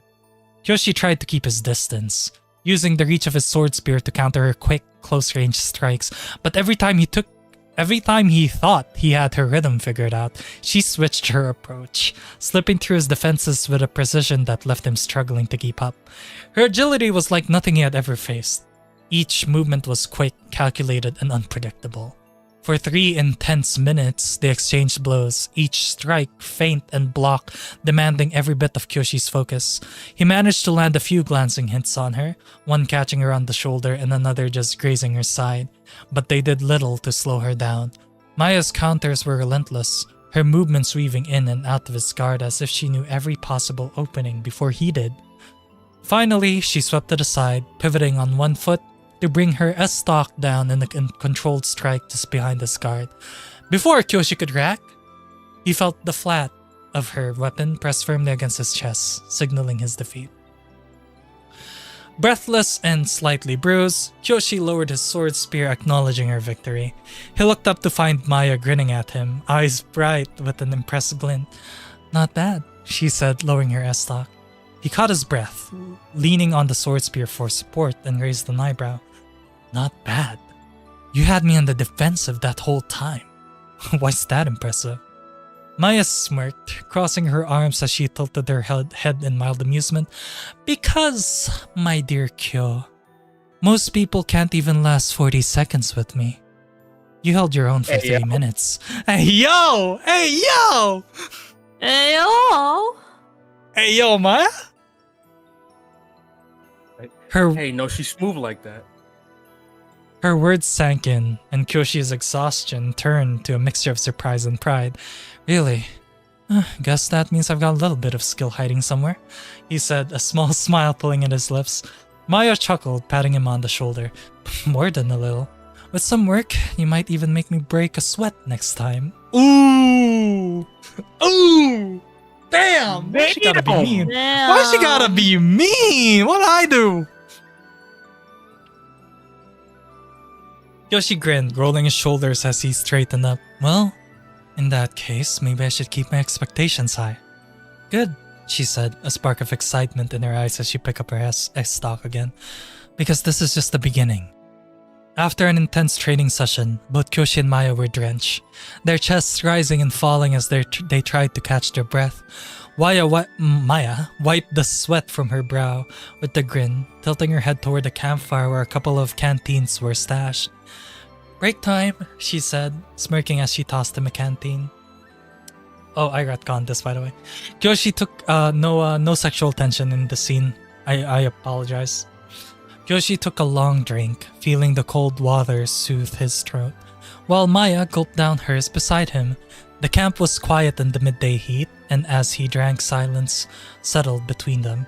Maya looked down at her hands, her smile fading as her face softened with a quiet seriousness. She took a breath and looked up at Kyoshi, her eyes lingering on him, filled with emotions she'd been holding back. "You know, you have no idea how much it hurt," she said, her voice barely above a whisper. "Losing you back then, I wasn't just losing a friend, Kyo. I thought you were gone forever. And all these years, I kept wondering if I'd ever see you again. And maybe it was all just some horrible dream." Her voice shook slightly, and she blinked quickly, trying to push back the tears, threatening to spill over. Kyoshi's heart sank, an ache of guilt stirring in him as he watched her struggle with the words. He wanted to remember, wanted to be able to tell her he felt the same, but his memories were so fragmented, so blurred that all he could offer her now was the truth. He looked down, feeling the weight of her pain, his voice barely a murmur. "Maya, I wish I could remember everything, but it's all pieces, flashes. I know you were there for me, though. I feel it, even if I can't see it clearly. And I'm so sorry. I never meant to hurt you like that." She looked up at him, her eyes glistening, and for a moment, the confident, resilient Maya had come to know seemed vulnerable. "Then promise me," she said, her voice breaking slightly. "Promise me you won't disappear again. Don't leave me like that." Kyoshi nodded, a resolute warmth in his gaze as he placed a gentle hand on her shoulder. "I won't. I'm here, and I'm not going anywhere. That's a promise." A faint smile touched her lips, and she wiped her eyes quickly, taking a deep, steadying breath as she pulled herself back together. She gave him a light punch on the arm, a hint of her usual spark returning. "Alright then, tough guy. Let's see if you're ready for round 2. He grinned, straightening his stance and gripping the training sword spear with renewed determination. Bring it on, Miss Flametail. With that, they resumed training, Maya pressing him even harder than before. Each swing and counter coming faster, her movements sharper. As Kyoshi dodged, blocked, and occasionally stumbled, he couldn't help but feel a deeper sense of purpose, a sense of belonging that he hadn't felt in a long time, and though Maya pushed him to his limits, he kept going, knowing this time that he wasn't just fighting to reclaim his legacy. He was fighting to keep the promises he'd made. Next scene. That evening, the three of them, Kyoshi, Maya, and little Sona, sat around the humble dinner table within the rebel camp. The flickering lantern on the table cast soft shadows across the stone walls, creating an intimate glow that made the underground chamber felt a little warmer, almost like a real home. Plates were set with simple dishes, enough to satisfy their hunger after a long day of training. As they began eating, Maya's curiosity broke the comfortable silence. She glanced at Kyoshi, her expression somewhere between fascination and disbelief. Kyo, I still can't quite believe it. You've been away so long, living this whole other life. What was it like? I mean, after everything happened? Her voice softened, weighed with the unspoken grief they both shared. Kyoshi looked down at his plate, gathering his thoughts. For a moment, he wasn't sure where to begin. So much of his journey was a painful blur, a patchwork of vague memories and half-remembered faces. He took a deep breath and started slowly. I barely remember my life here, Maya.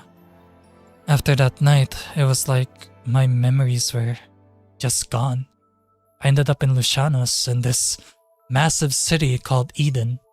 Valentina Lunasa, she was an old ally of my father's. She looked out for me from a distance, made sure I had food, shelter, enough to survive. Maya nodded, her gaze unwavering. She could see the shadow of those memories in his eyes, the loneliness he must have felt as a stranger in a foreign world. That sounds difficult, Kyo. I can't imagine having to start over like that, especially when you were just a kid. Kyoshi gave a small, sad smile. It was strange. For the longest time, Luna Cruza felt like a dream, something distant and unreal. Valentina helped me get into Eden Military Academy, and I found a purpose there. I trained as a sniper, believe it or not. Something about it just felt right, like it gave me a new place to belong. Sona, fascinated by his story, perked up. You were a sniper? Did you have to fight bad guys and everything? Aww. Her eyes shone with awe, and Kyoshi couldn't help but laugh at her innocent curiosity. Yes, little one, I did. Though most of the time I was far from the actual fighting. I'd find a spot, wait for the signal, and take my shot. Just one, clean and quiet. Maya studied him closely. You became a soldier? She tilted her head, a mix of admiration and sadness in her gaze. It's so strange to think of you like that. You, the boy who could barely throw a punch when we were kids, became a top sniper?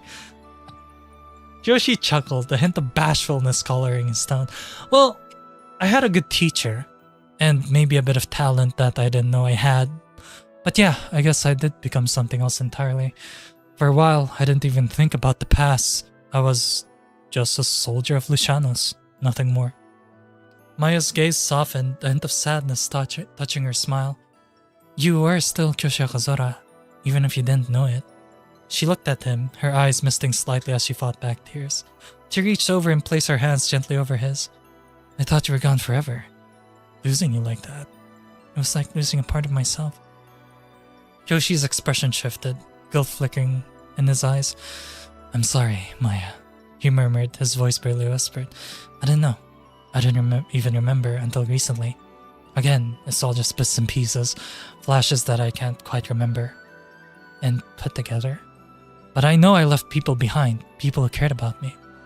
Sona, noticing the seriousness in their conversation, gave Kyoshi a small, comforting smile.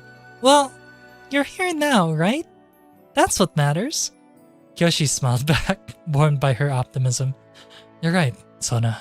I'm here now. And I don't plan on leaving again. They sat in comfortable silence for a moment, letting the warmth of the promise linger. Finally, Maya let out a deep breath, brushing away her tears with a small, embarrassed smile. Alright, enough of that. You'll make me cry. Kyoshi chuckled, trying to lighten the mood. You? Crying? The toughest fighter in all of Luna Cruza? I don't believe it. Maya smirked, rolling her eyes playfully. Toughest fighter, huh? We'll see about that. After dinner, you're going to need all your strength because training resumes tomorrow morning. Sona burst into giggles while Kyoshi groaned, a good-natured grin on his face. Guess I walked right into that. That night, Kyoshi lay restless, images of flames and shadows filling his mind. Sleep came in fragments, as though his mind wouldn't let him drift too far from the nightmares he could never fully escape. And when he finally did close his eyes, he found himself back in that night. The night that had stolen everything from him. The dream began like a memory. He was back in his room, his senses sharp with the smell of smoke and the rumble of distant thunder, mixing with the clanging of steel. His heart pounded as the walls trembled, the estate engulfed in flames. The sight of two figures, a pair of council assassins, moved through the inferno with merciless intent, their forms barely visible against the searing glow. He watched, frozen as the figures drew closer, each flicker of fire lighting their blades as they advanced deeper into the Akuzora estate. He remembered how he had rushed down the corridors, desperate to find his father. "Father!" he cried, his voice swallowed by the blaze. But the only answer had been silence and the roaring of the flames until he could hear his father's voice in his head. "If there's ever danger, Kyo, you know where to go." In his dream, Kyoshi found himself back in the cellar, watching his cat, Gumi, against his chest as he listened to the muffled chaos above. He could still feel the frantic thump of his heart as he crouched in the darkness, waiting for the strangers Valentina had sent to take him far away. Even as he felt his father slipping away with each second that passed, as he was led away, a final haunting scream echoed through the night, the last sound he would ever hear from his father. Hold on, chat.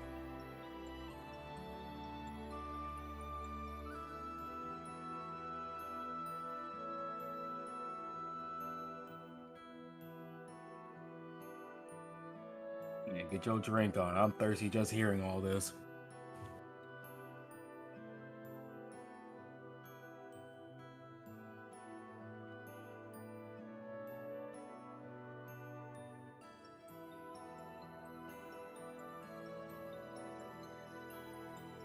That or is Jarek pulling up with the noodles?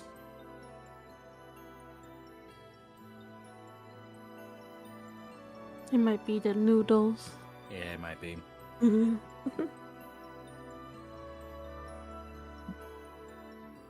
Yes, it is the noodles. Give me a bit. It's sealed right now. It's plastic. It's wrapped in plastic foil so the heat doesn't dissipate. So we're gonna leave that aside for later. Fair enough. Alright. Just give me a bit. Just waiting for Jarek to throw out the trash. I gave him my trash and I told him, "Yo, throw this out." Haha! The Prince of Luna Cruza, everyone. Nah, just kidding. Wild behavior. I had a full trash bag, and since Jarek was already here, I asked him to bring it out for me. I was just waiting for him now. I think he'll be here for listening to the Lord. Not sure. We'll see. Probably not. I don't know if he's busy. Meanwhile, all this, whereas my lore is just 3,000 characters. Not even words, characters. Good. Wow. So far, at least.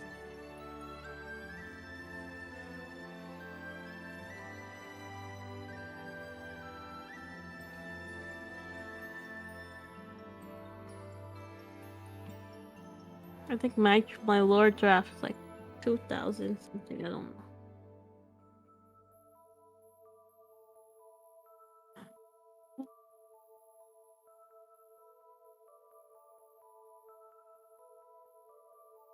I gotta find it again. Where did I put it?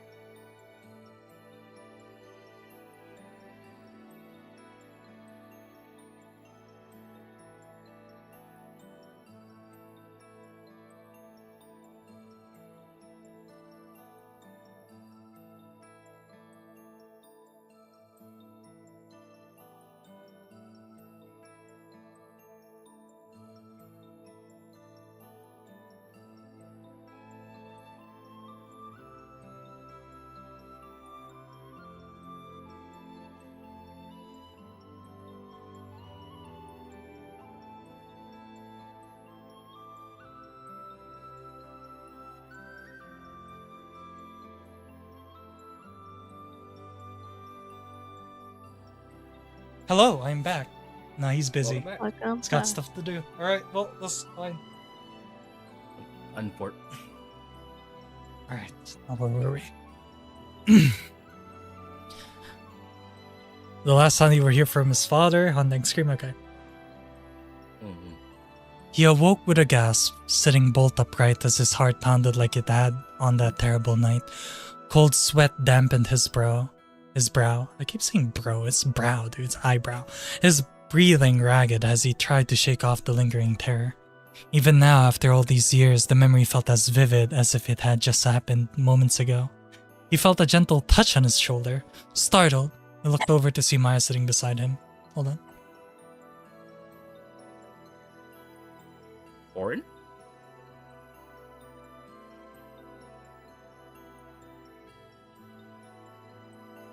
Mhm.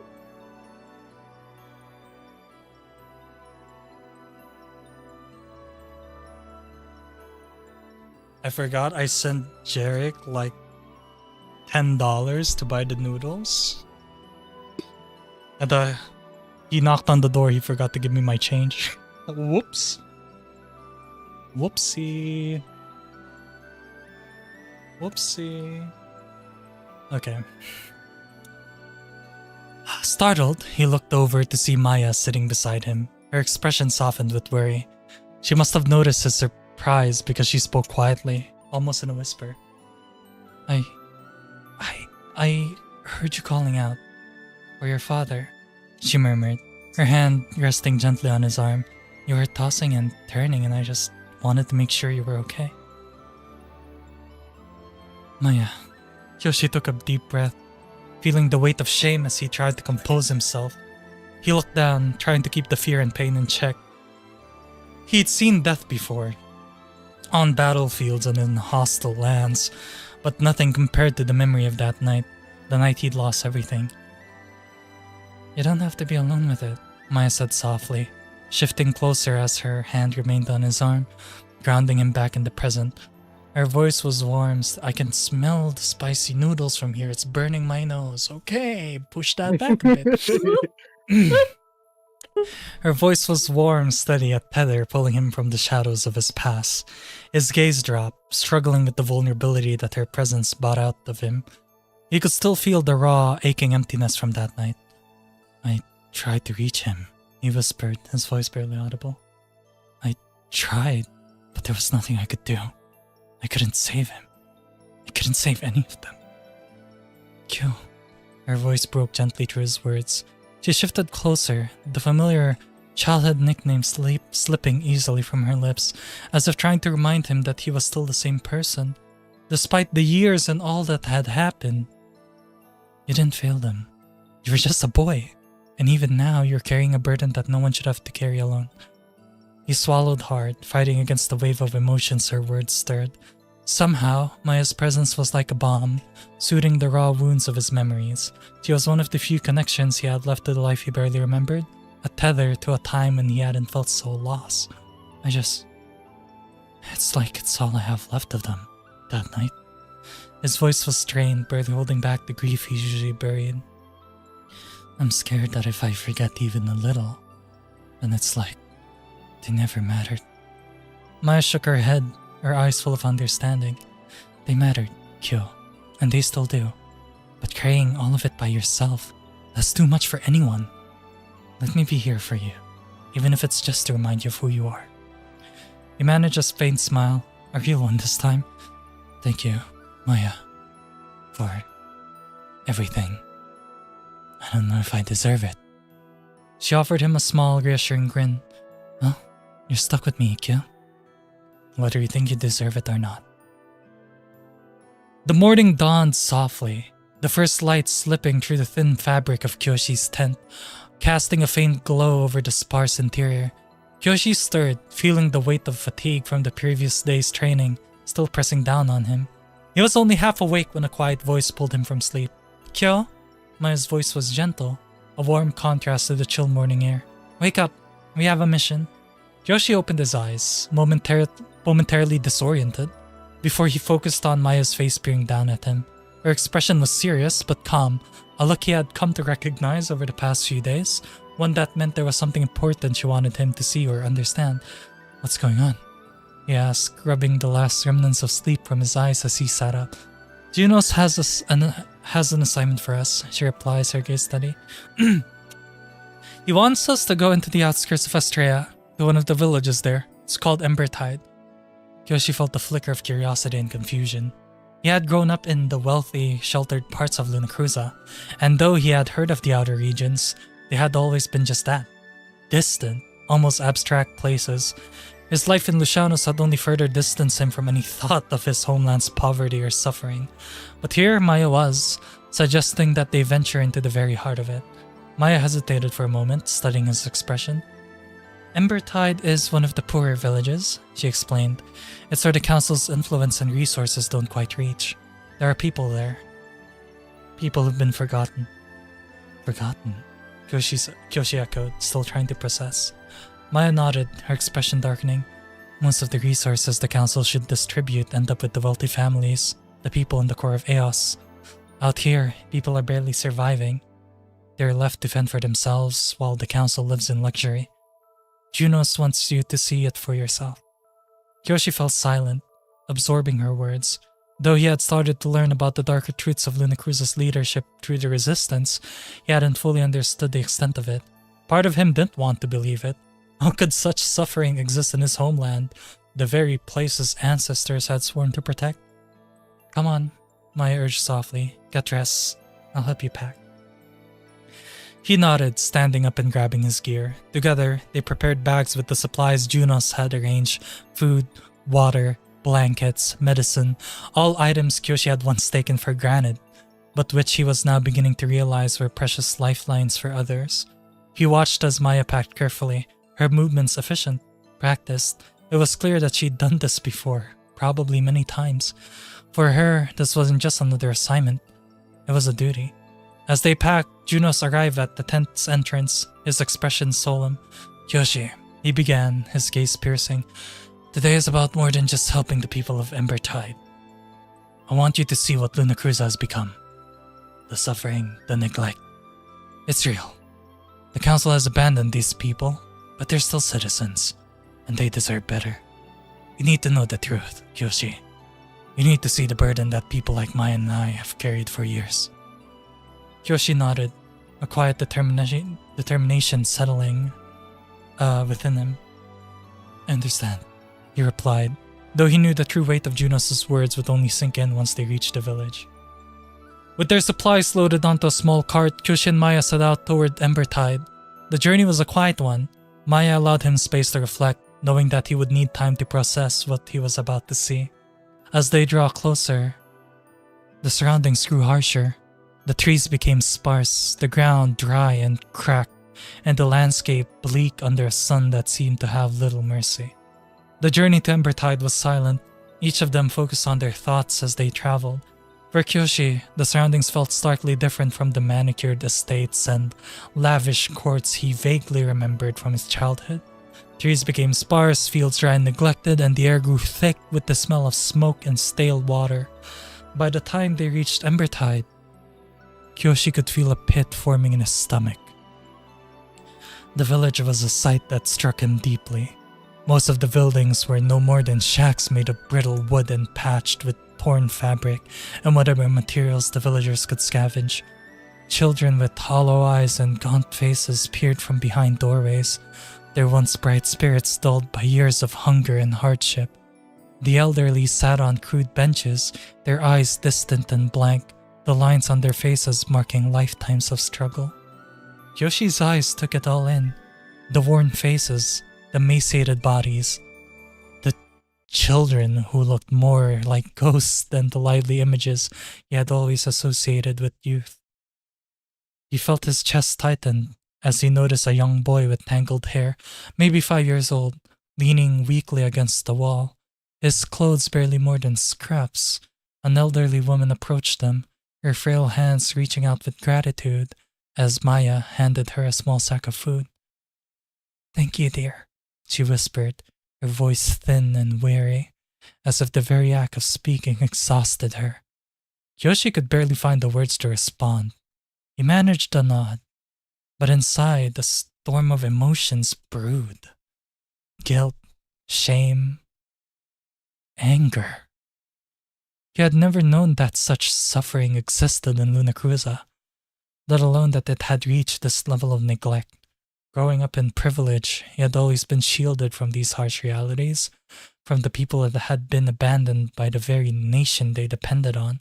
The stark difference between this desolation and the sheltered life he had once lived gnawed at him, forcing him to confront a brutal truth. Maya noticed his reaction and touched his arm gently. Ember Tide isn't even the worst of it, she murmured, her gaze fixed on the villagers. A lot of these people once had homes, businesses, lives they were proud of, but the council abandoned them. They only care about Luna Cruza's wealthy regions now. Kyoshi swallowed hard, looking away as a wave of nausea crept over him. All these years, he muttered, barely able to keep his voice steady. All this suffering, and the council just left them to rot. Maya nodded, her face somber. They see them as burdens. They pretend this part of Estrella doesn't exist. That way, they can keep everything looking pristine for those who live in privilege. Kyoshi clenched his fists, the anger surging through him. Maya looked at him with a sadness that only someone familiar with this reality could possess. This is what the resistance fights for, Kyoshi. It's not just about overthrowing the council. It's about helping these people, giving them hope, a reason to believe that things can change. They continued distributing supplies, each interaction driving the reality of Luna Cruza's suffering deeper into Kyoshi's heart. He watched as Maya bent down to hand a blanket to an elderly man with shaking hands, as she shared a soft word with a young mother holding a child with sunken eyes. Her gentleness, her compassion, it struck Kyoshi how natural it was for her to do this, as if she'd done it 1,000 times. She wasn't just giving out food and clothing. She was giving these people moments of warmth, a reminder that someone cared. One of the villagers, a man with a weathered face and weary eyes, approached Kyoshi. Are you one of the new ones helping out the resistance? He asked, his voice gruff but hopeful. Kyoshi hesitated, then nodded. Yes, I'm here to help. He managed, his voice heavy with emotion. The man looked him over, his gaze piercing. Then do us a favor, he said, a hint of pleading in his voice. Don't let them forget us. Don't let the people in those shining cities pretend we don't exist. Kyoshi felt his throat tighten as he nodded again, the weight of the man's words settling into his heart like a stone. I won't, he promised, his voice barely above a whisper. I swear, I won't. Guess what Kyoshi's first act is as princess? Find out in the future. As they finished distributing the last of the supplies, the sun began to dip below the horizon, casting ember tide in a dark, somber light. Kyoshi and Maya began to make their way back, the silence between them heavy. Kyoshi's mind churned with thoughts, his resolve hardening with each step. As they reached the edge of the village, he glanced back, taking in one last view of ember tide. As they walked, Maya looked over at him. It's a lot to take in, isn't it? She said softly. Kyoshi nodded, his voice grim. Seeing this, I can't stand by and do nothing. I'm with you, Maya. Whatever it takes to change this. A quiet smile crossed her face, and she nodded in return. Good, because they need you, Kyo. They need us all. They walked in silence side by side, their resolve strengthened. For Kyoshi, this journey was no longer about reclaiming his family's honor.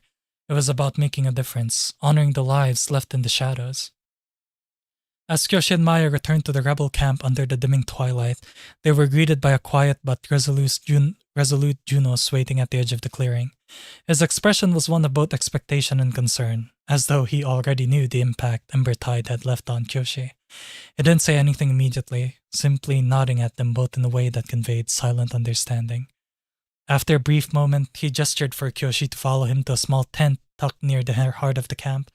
Inside, it was surprisingly organized, a stack of rolled-up maps, a small lantern flickering warmly on a makeshift desk, and, to Kyoshi's surprise, a collection of well-preserved books. Junos reached over and carefully pulled 2 volumes from a leather-bound shelf, then handed them to Kyoshi with a solemn expression. The first was a thick, intricately decorated book with the title embossed in faded gold, Histories of Luna Cruza, Tales and Trials of a Nation. The second was a smaller, more personal-looking tome. Its leather cover, worn smooth with age, though the title had faded over time, Kyoshi could make out the faint crest of his family on its cover, the Akazora insignia. This was no ordinary book. It was a chronicle of his family's legacy. Junos watched him carefully, gauging his reaction as he placed the books into Kyoshi's hands. "I thought these might help you," he said gently. "After everything you saw today, I figured it might be time for you to understand where you come from, who your family really was, and what Luna Cruza had endured through the years." Kyoshi looked down at the books, his fingers brushing across the worn cover of his family's chronicles. His memories were still fractured, hazy flashes that surface at unexpected moments, haunted by the trauma of that night, the fire, his father's last scream, the assassins moving through the flames. Yet, seeing these books, holding them in his hands, stirred something in him, a feeling both unfamiliar and deeply resonant, as if he were finally touching the fragments of a past he'd long forgotten. "Thank you, Junos," he murmured, his voice almost reverent. I don't remember much of my family, or of Luna Cruza, beyond bits and pieces. It's like trying to hold on to smoke. But today, seeing Ember tied, I made something clear. There's so much I don't know, and I can't ignore it any longer." Junos nodded approvingly, a faint smile touching his face. "That's exactly why I wanted you to have these. I know the Akazora family meant more to Luna Cruza than most people remember now. They were a guiding light, an unyielding shield for the people. The council tried to erase that legacy, to twist history to suit their own ambitions, but they couldn't erase everything." His voice grew quieter, almost reverent. "They may have burned down the Akazora estate, but they couldn't burn the truth." Kyoshi turned the first few pages of the family chronicle, his breath catching as he glimpsed a faded ink sketch of his family's crest, followed by a short, familiar, handwritten note that looked as if it were meant for someone in the Akazora line to find. "To those who come after me, remember that the Akazora's strength lies not only in skill or honor, but in the love for the people of Luna Cruza. A bond forged in loyalty is one that can never be broken, no matter the distance, no matter the time." Reading those words, Kyoshi felt a strange warmth settle in his chest. The memory of his father's voice, however faint, seemed to echo in the tent around him, as if Enzo himself were urging him forward, urging him to remember who he was. Junos watched him closely, his gaze steady. "It's a lot to take in," he said quietly, "but I know you can bear it. The Akazora blood pact wasn't just a legend, it was real, Kyoshi. A promise your family kept for generations. Defending Luna Cruza and its people, even when it meant standing against impossible odds. I have no doubt that the same strength flows through you." Kyoshi's brow furrowed as he turned the words over in his mind. The Akazora blood pact. The phrase resonated deeply, stirring something within him, a feeling that was both unsettling and strangely comforting, like the ghost of a memory just out of reach. But despite the pull he felt, he couldn't make sense of it. He looked up, meeting Juno's gaze. "The Akazora blood pact?" Kyoshi asked hesitantly. "I don't remember anything about it. What is it?" Juno's expression softened with a trace of sympathy, realizing how fragmented Kyoshi's memories must still be. He pulled up a stool, settling across from Kyoshi and folding his hands. After a deep breath, he began. "The blood pact is more than just a family tradition, Kyoshi," Juno said carefully, his voice carrying a weight that commanded attention. "It's an oath, bound in blood and spirit, that dates back to Adrian Akazora, your ancestor. Centuries ago, when Luna Cruza was still a land in turmoil, Adrian swore an oath to Emeren's first descendants, the guardians of this land. He promised that as long as an Akazora lived, your family would protect Luna Cruza and its people, even if it meant giving their lives." Yoshi absorbed the words in silence, glancing down at the book in his hands, feeling its weight in the new light. The stories of his ancestors, The sacrifices they made, the battles they fought, all of it took on a sharper meaning. He hadn't just come from a family of warriors or nobles. He came from a line of guardians, protectors who had committed themselves entirely to their people. Junos continued, "The Okazura family has honored this vow for generations, defending not just their land but their people in every way possible. Your ancestors were known for their unwavering loyalty, their sense of justice, and for bearing the burden that came with that responsibility. When the council wanted to make changes that would only benefit themselves, changes that would hurt the common folk, your father stood as a wall, willing to challenge those in power for the sake of the people. That's why he was targeted, why your family estate burned on that stormy night." Kyoshi closed the book carefully, pressing his hands over the cover as if afraid to lose the warmth of his family's legacy. He glanced back at Junos, his voice firm. "I won't let their sacrifice be forgotten. I'll learn everything that I can, and when the time comes, I'll make sure Luna Cruiser remembers what the Okazura stood for." A flicker of pride crossed Juno's face, and he placed a reassuring hand on Kyoshi's shoulder. "That's all we could ask for," he said, his voice a low murmur. "And Kyoshi, whatever you find, whatever memories come back, remember that you're not alone. We're here to help you carry this." Kyoshi nodded, his grip on the books tightening. That night, he sat by the firelight, his eyes scanning every word, every faded sketch and passage in both volumes. He read about Luna Cruza's history, the times of peace, the periods of darkness, the rise and falls of countless rulers and factions. In the family chronicle, he saw glimpses of his ancestors' lives, their vows, their battles, their devotion to their homeland. The weight of their sacrifices and the strength of their resolve began to settle within him, intertwining with his own growing purpose. And as the night deepened, Kyoshi finally began to feel a sense of belonging, of understanding. His family's legacy was no longer a distant, painful memory. It was a living promise, one that he would honor with every step he took from that moment forward. In the quiet of the night, he looked over at Maya, who had stayed by the fire, glancing over occasionally to offer him silent support. He gave her a small nod, and she returned it with an encouraging smile. Together, they were starting to forge a path that would reignite the spirit of the Okazura, and in time, awaken Luna Cruza's forgotten hope. Chapter 7. Red Sky Approaching. A month had passed, and Kyoshi's life had become a relentless cycle of training, discovery, and reflection. The grand finals of the Elysian Summit loomed just 3 months away. Day after day, they trained under the rising and setting sun, the clash of blades echoing through the rebel camp. Maya pushed him harder, with each passing session, her teaching as sharp and unyielding as the blade of her estoc. But Kyoshi's transformation wasn't confined to the training grounds. Over the past month, he had accompanied Maya and Junos to the farthest reaches of Astrea, visiting villages that bore the brunt of the council's neglect. Places like Embertide had opened his eyes to a world he had never known, a world of malnourished children, families huddled in crumbling homes, and entire communities forgotten by those in power. The memories of those visits haunted him, but they also fueled his resolve. Each face he saw, each story he heard became another reason to fight. In his downtime, Kyoshi had devoured the books Junos had given him. He pored over the history of Luna Cruza, absorbing tales of ancient kings, pivotal wars, and the resilience of its people. The Okazura family's history, too, had come alive in his hands. Accounts of their unwavering dedication, sacrifices, and the oath that bound them to Luna Cruza's protection. Though his memories of his past remained fragmented, Kyoshi began to piece together the weight of his legacy.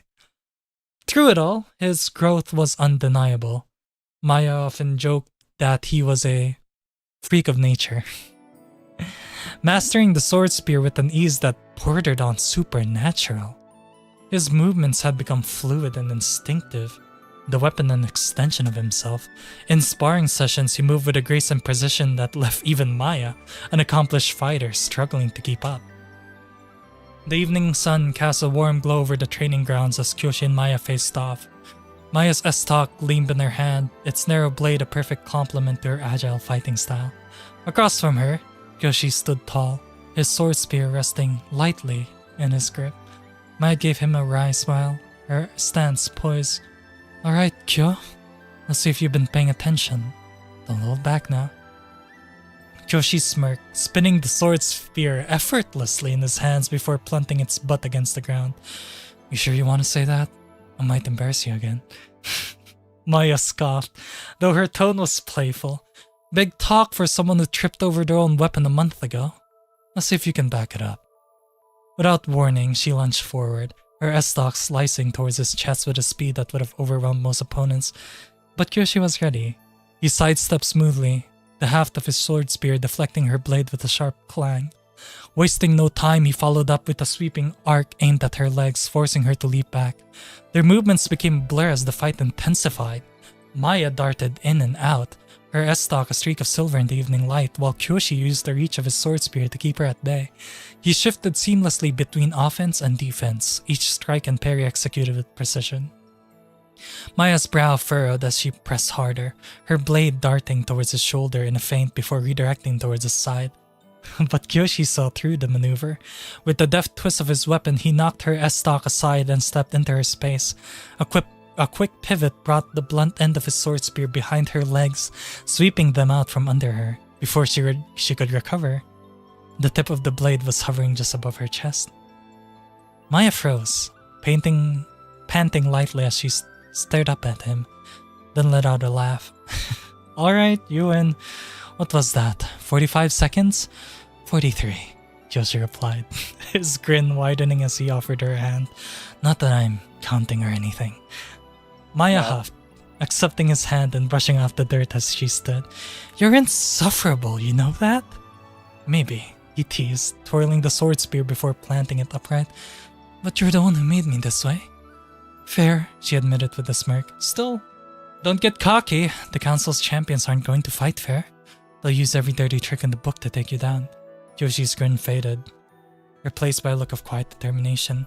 Over the past month, he had come to understand the stakes of the upcoming tournament. This wasn't just about reclaiming his family's legacy. It was about exposing the council's corruption and fighting for the people who had been abandoned by those in power. I won't lose, he said softly but firmly. Not to them. Not after everything I've seen. Maya studied him for a moment, her expression softening. Good, she said. Because this isn't just your fight, Kyo. It's ours.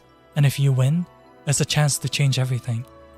Before Kyoshi could respond, Junos approached from the edge of the training grounds, his arms crossed and a small smile on his face. Impressive, Kyoshi, he remarked. You're starting to look like a true Hakazora. Kyoshi turned to him, his gaze steady. I've been trying to live up to the name. The books you gave me, they helped me understand who I'm supposed to be. Junos nodded, his expression approving. Good. Then remember this. The grand finals aren't just a tournament, they're a stage. A chance to show the world who you are and what you stand for. Kyoshi's grip tightened on the sword spear as he met Juno's gaze. Then I'll make sure they know exactly who I am. The clang of Kyoshi's sword spear against Maya's S-stock echoed across the training grounds as they continued to spar under the fading sunlight. Each movement was fluid and deliberate, a testament to the relentless training they had undergone for the past month. Maya lunged, her S-stock a silver streak, but Kyoshi spun his sword spear effortlessly, blocking her strike and countering with precision. But before they could press the advantage, a voice cut through the air, stopping them in their tracks. Kyoshi Akazora! Both turned to see a woman standing at the edge of the training grounds. Valentina Lunasa's presence was commanding, her elegant yet severe demeanor amplified by the crimson cloak draped over her shoulders. Her piercing gaze locked onto Kyoshi and the tension was palpable. Lady Valentina, Kyoshi asked, lowering his weapon. Confusion flickered across his face. He hadn't expected her to appear here, in the heart of a rebel camp. What are you doing here? Maya, wiping the sweat from her brow, shot Kyoshi a worried glance. Yeah, what is she doing here? And Kyoshi responded, explained hesitantly. Yeah, I don't know. She's a friend of my family. Though he didn't miss the guard... What was that? That was written really... Though he didn't miss the guarded expression on Maya's face, Valentina Lunasa was, after all, a member of the National Council, and their sudden appearance raised more questions than answers. I need to speak with you alone, Valentina said, her tone leaving no room for argument. She gestured towards Kyoshi's tent. Inside Kyoshi's tent, the atmosphere was thick with tension. Valentina stood near the entrance, her posture rigid, while Kyoshi sat on the edge of his cot, his sword spear leaning against the wall. "Why are you here?" he asked, unable to mask his suspicion. "How do you even know about the rebels?" Valentina's lips curved into a faint smile, though it didn't reach her eyes. "I have my ways. You think the council's unaware of the unrest brewing in Estrella? Most of them dismiss it as insignificant, but I've kept my ears to the ground, and I came here for you." "For me?" Kyoshi's brow furrowed. "Why?" Valentina took a deep breath, her expression unreadable. "Tell me, Kyoshi, what do you know about the disappearance of Prince Naxos?" Kyoshi blinked, taken aback by the sudden shift in topic. I've read about it," he admitted cautiously. 6 centuries ago, he vanished during the Elysian summit. No one knows what happened to him." Her gaze sharpened. Do you know about his lineage? About who he was before his disappearance?" Kyoshi hesitated, unsure where this was going. "I know he was the heir to the throne, one of the most revered figures in Luna Cruz's history. But what does this have to do with me?" Valentina's voice grew softer, but the weight of her words pressed down on him like a stone. "Before Prince Naxos disappeared, he had a child." The revelation sent a jolt through Kyoshi. "A child?" "Yes, a child born in secrecy. The records were erased, the truth buried by those who sought to consolidate power after his disappearance, but I've spent years uncovering fragments of the truth. I found a family in a village near Luna Cruz's border, a family that claimed to have kept a cloth stained with Prince Naxos' blood. I had the DNA tested, and it matched." She paused, her eyes narrowing. "It matched the bloodline of Lirana Akazora." Kyoshi stared at her, his mind reeling. "You're saying Prince Naxos had a child with one of my ancestors?" "Yes," Valentina confirmed. Lirana Akazora was one of the few trusted allies of the royal family during that time. She and Prince Naxos were bound by something deeper than loyalty, and their lineage survived. That lineage leads to you."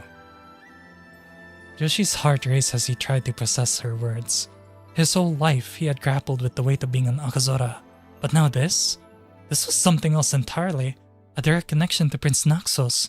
It felt unreal. "I don't understand," he said, his voice barely above a whisper in disbelief in his words. "Why does this matter now? What does it mean?" "It means," Valentina said, her tone grave, "that you carry the blood of both Luna Cruz's greatest defenders and its last heir. Whether you like it or not, Kyoshi, you're not just a symbol of rebellion. You're a symbol of hope, a living bridge between the Akazora legacy and the royal bloodline." Kyoshi shook his head, overwhelmed. I don't know if I can carry that. I don't even remember most of my past. How am I supposed to live up to something like this?" Valentina stepped closer, her gaze softening. "You've already begun. Every step you've taken, every village you've helped, every truth you've uncovered, you're already fulfilling your purpose. But now you must decide what to do with this knowledge. The grand finals of the Elysian Summit are coming, and with it, an opportunity to change everything." Kyoshi looked down at his hands, callous from training, and thought of the faces he'd seen in Estrella. The hungry, the hopeless, the forgotten. Slowly, he raised his eyes to meet Valentina's. "This is my legacy. Then I'll fight for it." Valentina nodded, a flicker of approval crossing her face. "Good. Then we have work to do." After a heavy conversation with Kyoshi, Valentina stepped out of his tent, leaving him alone with his thoughts. The weight of her revelation lingered heavily in the air, but there was no time for hesitation. Valentina immediately sought out Junos and Maya, finding them near the central fire where the rebel leaders often gathered to plan their next moves. "Junos, Maya," Valentina said in a hushed tone, motioning for them to follow her to a more secluded spot. Once they were away from prying ears, her expression turned serious. "I've spoken with Kyoshi. There's something you both need to know, but it must remain between us for now. Not a word of this to others. If there's a double agent among the rebels, this information could compromise everything." Maya crossed her arms, her eyes narrowing. "What is it? Is Kyoshi in danger?" "In a way, yes," Valentina replied, her tone measured. "But not in the way you think. Kyoshi is bloodline is connected to Prince Naxos. He's the direct descendant of the last royal heir in the Akazora family. Maya froze, her eyes wide. Prince Naxos? You mean the Prince Naxos? The last heir before the monarchy fell? That's impossible. It's not, Valentina said firmly. Before Prince Naxos disappeared 6 centuries ago, he had a child. A child with Lura Nakazora, Yoshi's ancestor. Maya shook her head, stepping back as if trying to process the weight of the revelation. No, he's just Kyoshi. How could he be connected to the royal family? Why wouldn't he know? Because the truth was buried, Valentina replied, her tone gentle but firm. The Akazoras were loyal to the royal bloodline to the end. They kept the secret even after Naxos vanished, passing it down through generations. But with the Akazora liquidation, that legacy was almost wiped out. Kyoshi, he's the last thread. Junos, though shocked, quietly composed himself. This changes everything. If the council learns of this, they won't just stop at Kyoshi. They'll destroy the entire rebellion. Exactly, Valentina agreed. That's why we can't tell anyone else yet, not until the time is right. Maya's voice was unsteady, disbelief still etched across her face. So Kyoshi is the last link to Luna Cruz's monarchy. Does he even understand what that means? Valentina's gaze softened. Not yet. He's still processing it, but there's a place where he can find the answer he needs. The ruins of Mirenhall. Junos frowned. Mirenhall? That place has been abandoned for decades. It's dangerous, filled with monsters and barely accessible. I know, Valentina admitted. But the Akazora family had strong ties to that place. If Kyoshi's going to fully understand his legacy, he needs to go there. Later that evening, Valentina returned to Kyoshi's tent. He was seated on his cot, the books Junos had given him lying open at his feet. He looked up as she entered, his expression a mixture of exhaustion and resolve. I thought you'd want answers, Valentina began, sitting on the edge of a stool. There's a place that might help you find them, the ruins of Mirenhall. Kyoshi tilted his head, confused. Mirenhall? I've read about it in the histories. It was the seat of the royal family, wasn't it? Before it was destroyed in the First Phlegathon War. That's right, Valentina said. Mirenhall wasn't just a royal stronghold, it was the heart of the monarchy, a place of immense significance to Luna Cruz's history. It was also where Prince Naxos was last seen. If there are any remaining clues about your connection to him or your family's legacy, they'll be there. Kyoshi frowned. Are you sure I'll find something? I can't promise that, Valentina admitted. But if you're going to understand the weight of who you are and what you represent, Mirenhall is the place to start. Kyoshi nodded slowly, the pieces starting to align in his mind. What's the catch? The road to Mirenhall is treacherous, Valentina said. The region has been abandoned for decades. It's crawling with monsters and the terrain is unforgiving. You can't go alone. Before Kyoshi could respond, Maya appeared in the entryway, her expression firm but tinged with uncertainty. Then I'm going with him. Kyoshi blinked, surprised. Maya, you don't have to. Don't even start. She interrupted, stepping into the tent. You're my best friend, remember? If you think I'm letting you march into danger by yourself, you got another thing coming. I am not gonna lose you again. Valentina smiled faintly. Good. You'll need someone you can trust by your side. The ruins are deep in the Eos region. Follow the old royal road north, then west past the Veil of Ash. Once you reach the Whispering Peaks, you'll find Mirenhall. Kyoshi met her gaze, his resolve solidifying. I'll go. Whatever it takes to find the truth. Valentina nodded, rising to her feet. Then prepare yourselves. Leave at dawn. And Kyoshi, she paused, her tone softening. Be careful. The answers you seek may not be the ones you want to hear. As Valentina left, Maya crossed her arms and studied Kyoshi. So, Prince Naxos, you really are full of surprises, aren't you? I don't even know what to make of it, Kyoshi admitted, running a hand through his hair. I spent my whole life not knowing who I am. Now it feels like everyone else knows more about me than I do. Maya's expression softened. She sat down beside him, placing a hand on his shoulder. Hey, you don't have to figure it all out tonight. We'll take it one step at a time. Besides, she smirked faintly, you got me to keep you grounded. Kyoshi chuckled despite himself. Lucky me. Damn right, Maya said, standing up. Now get some rest, we got a long road ahead of us, and I'm not carrying you if you pass out halfway there. As she left, Kyoshi stared down at the storybook in his lap, his page filled with stories of kings and warriors long gone. For the first time, those stories felt real, connected to him in ways he couldn't yet fully grasp. Alright, we're at the last part. How's everyone doing? Alive? Awake? I'm awake. liking it. This is the last entry. Alright. For now. The first rays of dawn crept over the rebel camp, casting long shadows across the makeshift tents and rugged terrain. The morning air was brisk, carrying the faint scent of dew and the promise of another arduous day. Maya was already at work, her movements brisk and efficient as she packed supplies. Oh, also, this is the comedy chapter, by the way. As she packed supplies for the journey, she meticulously sorted through food, water, medical kits, and other essentials, muttering to herself as she ensured nothing was left behind. Nearby, Valentina had slipped them forged regional passes, expertly crafted documents that would allow them to cross into the Eos region without drawing attention. These should hold up to scrutiny, she had said earlier, handing them over with a cautionary glance, but don't linger near checkpoints longer than necessary. The council isn't entirely blind. Maya tucked the passes into her satchel, her mind racing with both excitement and trepidation. They were about to venture into a place that had become more myth than memory. A symbol of Lunacruza's shattered pass. Marin Hall. Meanwhile, Kyoshi stood alone in the training grounds, his sword spear twirling effortlessly in his hands. He moved through a series of fluid motions, each strike, parry, and thrust precise and powerful. The weapon had become an extension of himself. I already hydrated. That's why my voice sounded like that. The water was still in my throat. Okay. But today his form lacked its usual grace.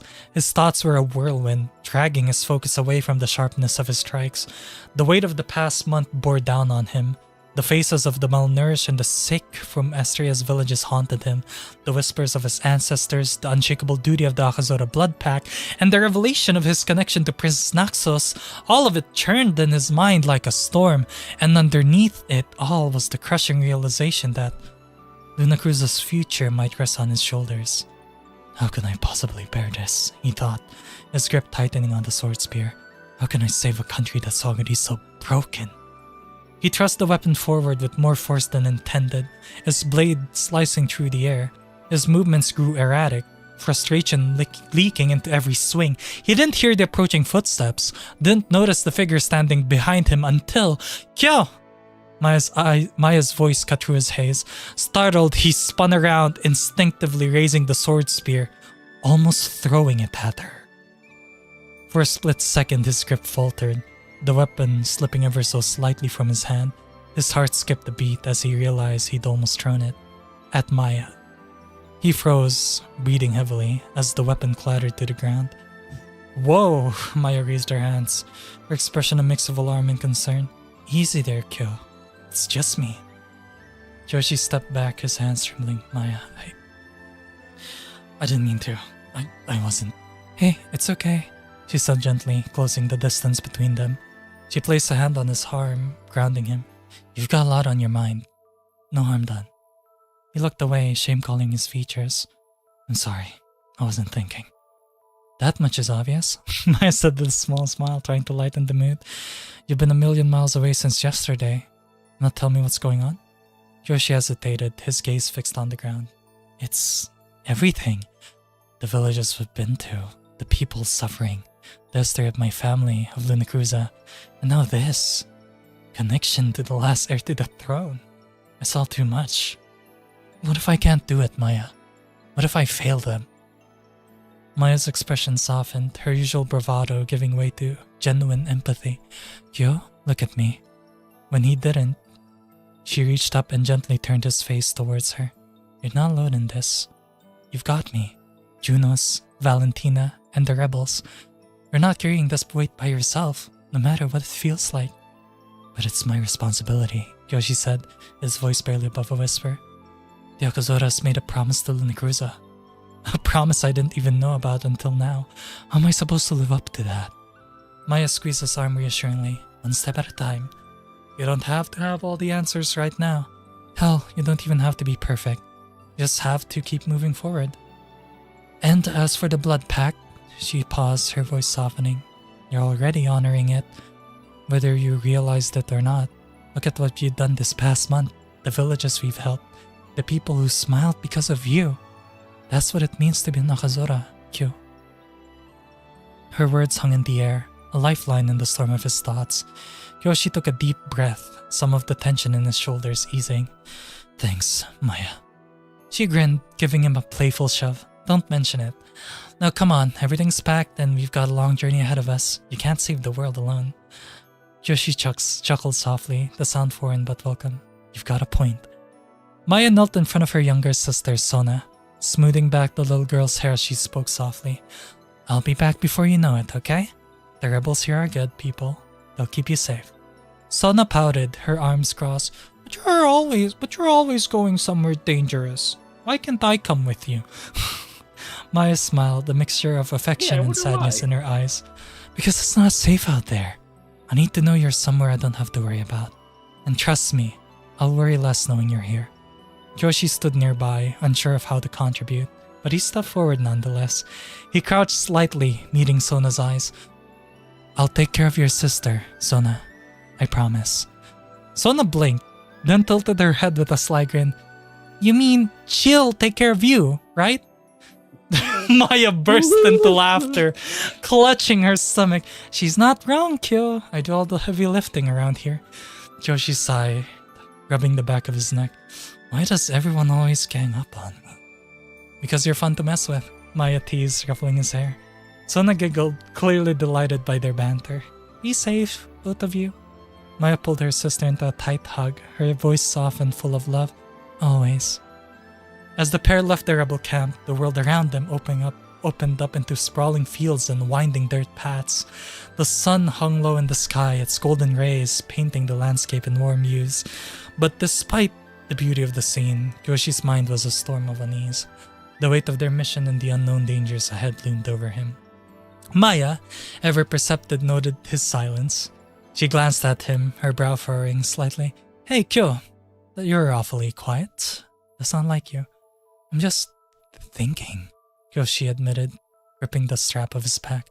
About the journey, about Marinhall, about what comes next. Sounds like you're overthinking, Maya said with a smirk. You need to loosen up. Lucky for you, I'm here to help. Yoshi raised an eyebrow. And how exactly are you going to do that? Maya's smirk widened into a mischievous grin.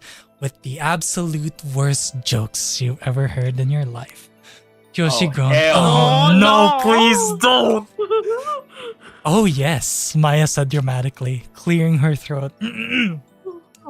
Why did the sword spear refuse to join the army?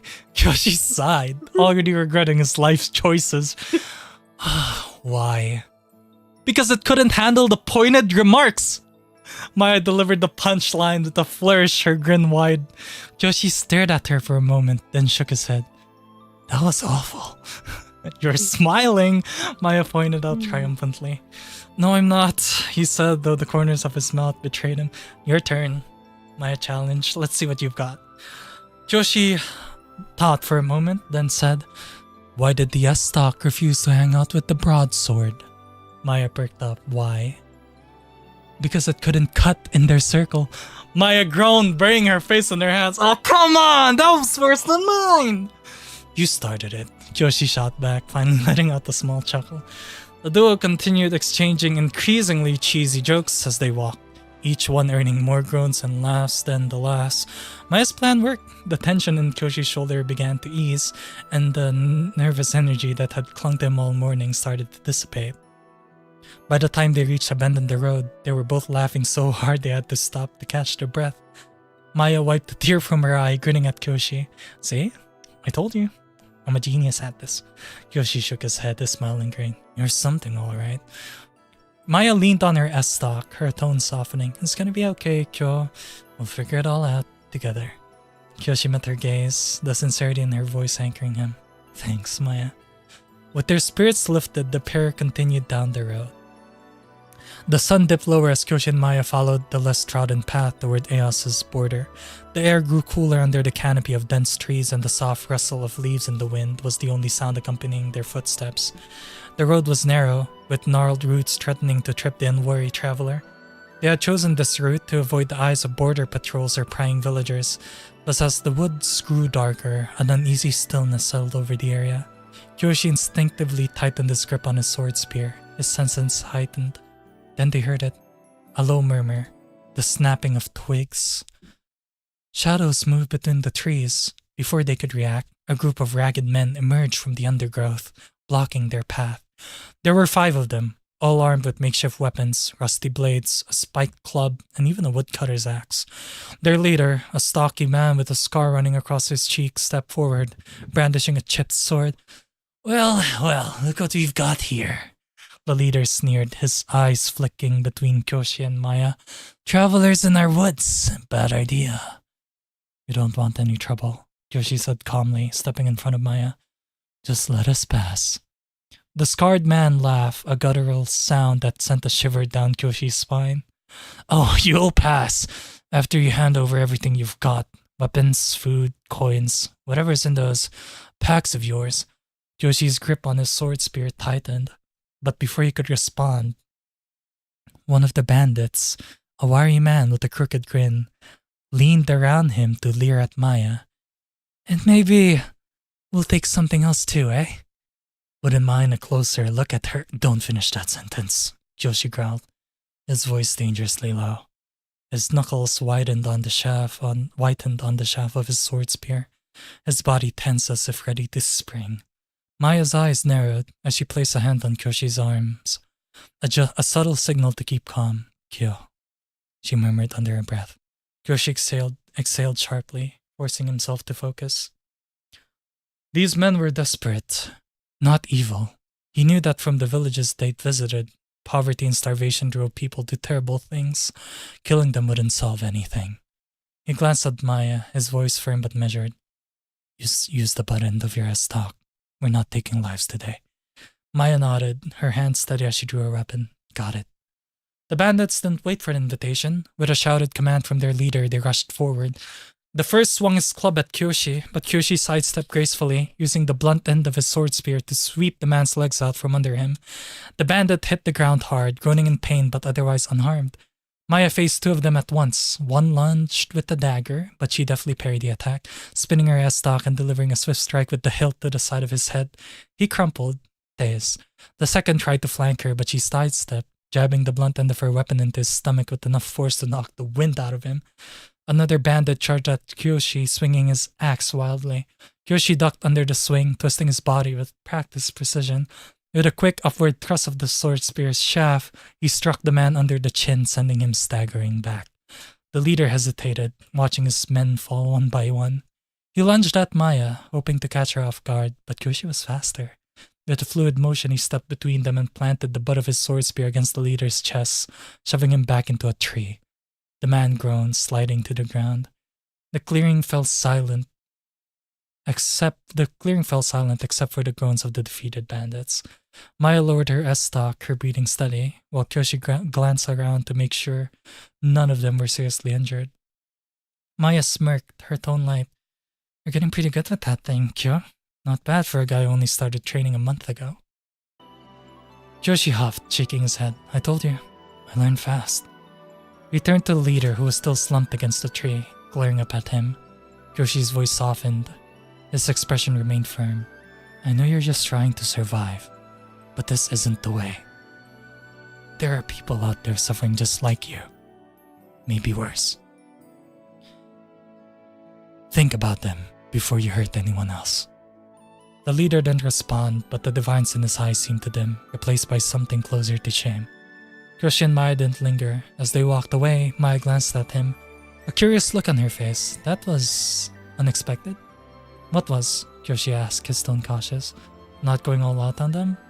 I mean, you were furious back there, especially after that perverted creep opened his mouth. But you held back. Kyoshi sighed, gripping his sword spears tightly. I've seen enough suffering in the last month to last a lifetime. Killing them wouldn't change anything. It wouldn't fix what's broken. Maya regarded him for a moment, a small smile tugging at her lips. You're starting to sound like a prince, you know? Kyoshi rolled his eyes, his expression softening. Don't remind me. They continued down the path, the woods growing quieter as they left the defeated bandits behind. Maya's voice broke the silence after a while, light and teasing. So, do I have to start calling you Your Highness now? Kyoshi groaned, shaking his head. Don't you dare. Maya smirked, clearly enjoying herself as she sidestepped a gnarled root. Come on, Kyo, imagine it. Oh, Your Highness, do allow me to fetch your sword spear for you. Or maybe, Your Grace, shall I prepare your royal breakfast? Kyoshi shot her a glare, though there was no heat behind it. If you keep this up, I'm going to start calling you Lady Maya. Oh, my dearest Lady Maya, might I beg for your favor in sparring? How's that? Maya burst out laughing, clutching her sides as she walked. Please, you sound ridiculous saying that with a straight face. Kyoshi smirked despite himself, says the one who can't even curtsy without tripping over her own feet. That happened once, Maya exclaimed, still laughing. And you promised never to bring that up again. No, I promised I wouldn't tell Sona about it. I didn't say I wouldn't remind you. Maya shook her head, trying and failing to suppress her grin. Fine, you win this round, Kyo. But just wait, once we get to Eos, I'll find some embarrassing story to hold over your head. Oh, good luck with that, Kyoshi said, his tone mockingly confident. I'm a man of mystery, remember? No embarrassing moments to dig up. Maya raised an eyebrow, clearly unconvinced. Wow. Mystery, huh? What about that time you almost hit me with your sword spear because you were too busy brooding? Kyoshi groaned, rubbing the back of his neck. You're not going to let that go, are you? Nope. Maya said cheerfully. Consider it payback for all the times you teased me. They walked in companionable silence for a few moments before Maya tilted her head, pretending to look thoughtful. You know, if you were a prince, I bet the National Council would be terrified. Imagine their faces when you show up at the palace with your sword spear, all brooding and noble. Kyoshi gave her a sidelong glance. Brooding and noble? Is that supposed to be a compliment? Take it however you want, Your Majesty. Maya said with a mock bow, nearly tripping over a rock in the process. Kyoshi reached out instinctively to study her, smirking. Careful, Lady Maya. Wouldn't want you breaking an ankle before you even get to Eos. Maya straightened, dusting herself off with exaggerated dignity. See? That's why you need me around, to keep things interesting. Otherwise, you'd just be a stoic prince wandering the woods, boring the trees to death. Or maybe you need me around to keep you from walking into every rock and tree in Luna Cruza. Kyoshi shot back, grinning. Maya rolled her eyes but couldn't help laughing again. Fine. You're not completely useless. Happy? Kyoshi chuckled, shaking his head, ecstatic. As they continued down the winding path, banter eased the tension between them, the weight of their mission momentarily lightened by laughter. Kyoshi and Maya approached the Eos checkpoint, a sprawling outpost of high stone walls and iron gates. This is my favorite part, by the way, chat, listen carefully. Flanked by armed guards in polished armor. The checkpoint was bustling with merchants, travelers, and the occasional patrol, all under the watchful gaze of soldiers stationed on the walls above. Maya handed over the forged IDs Valentina had given them, trying to project confidence while Kyoshi stood silently at her side, his halo faintly glowing in the afternoon light. The guard, examining their IDs, was a grizzled man with a sharp eye. He glanced at the documents, then up at Kyoshi, his brow furrowing. Night guards for the Lunasa family, huh? His eyes narrowed as he focused on Kyoshi's halo, his tone growing suspicious. You're a half angel and half dragon. What's a mix like that doing in Luna Cruza? Doesn't seem common. Kyoshi stiffened slightly, his hand brushing the hilt of his sword spear, but Maya stepped forward quickly, flashing a nervous smile. Oh, you know how it is, she said breezily. The Lunasa family likes their staff unique. Helps them stand out, right? The guard wasn't convinced. His eyes stayed locked on Kyoshi, scrutinizing every detail of his appearance. The longer the silence dragged on, the more tension thickened in the air. Kyoshi could feel the weight of the guard's suspicion, and Maya knew they were seconds away from trouble. Think, Maya, think. Then it hit her. The most outrageous idea she'd ever had. Desperate, she leaned towards the guard, a conspirational grin spreading across her face. You know, she said in a hushed, dramatic whisper, we weren't supposed to say anything, But since you're clearly such an observant guy, she gestured for the guard to lean in closer, her voice dropping to a whisper. The guard hesitated, intrigued despite himself. What? Maya leaned in further, her expression deadly serious. He's not just a night guard. He's actually a top secret experiment. They're combining angelic and draconic traits to become a new super guard. So it's all hush hush, of course. The guard blinked, his suspicion giving way to sheer bewilderment. What? In the halo? Maya continued, her voice growing even more dramatic. It's not natural. It's a prototype weapon. If you stare at it too long, it can blind you. Or hypnotize you. I can't remember which. She gave a nervous laugh as she just said too much. You probably shouldn't be looking at it so closely. The guard immediately stepped back, blinking rapidly as if worried he'd already been affected. That's ridiculous, he sputtered, though his voice wavered. Is it? Maya said, tilting her head and lowering her voice. Because last month, the Lunaso family's gardener tried to ask him about it. And now, well, nobody's seen him since. She gave a theatrical shrug, her eyes wide with mock innocence.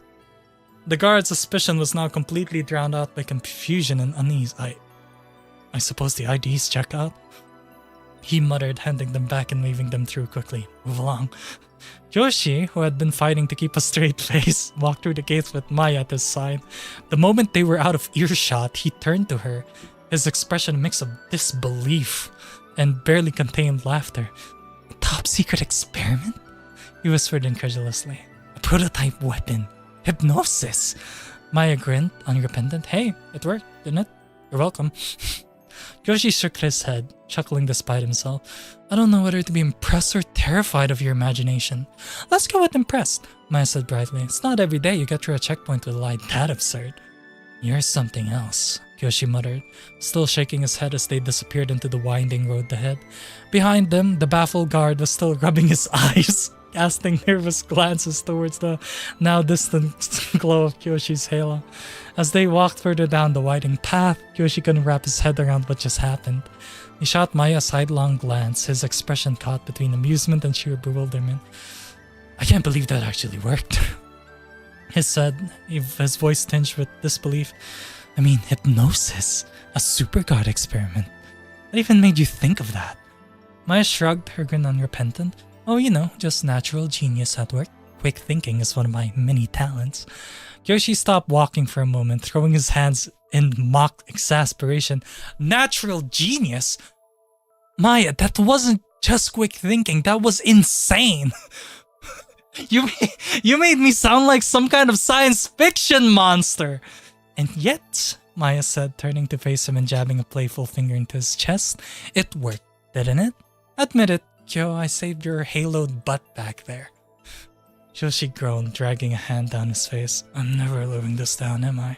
Absolutely not, Maya said with a smirk, resuming her stride. And while we're on the subject, feel free to keep feeding my smart ego. You know, shower me with compliments, declare me a tactical mastermind, whatever feels right.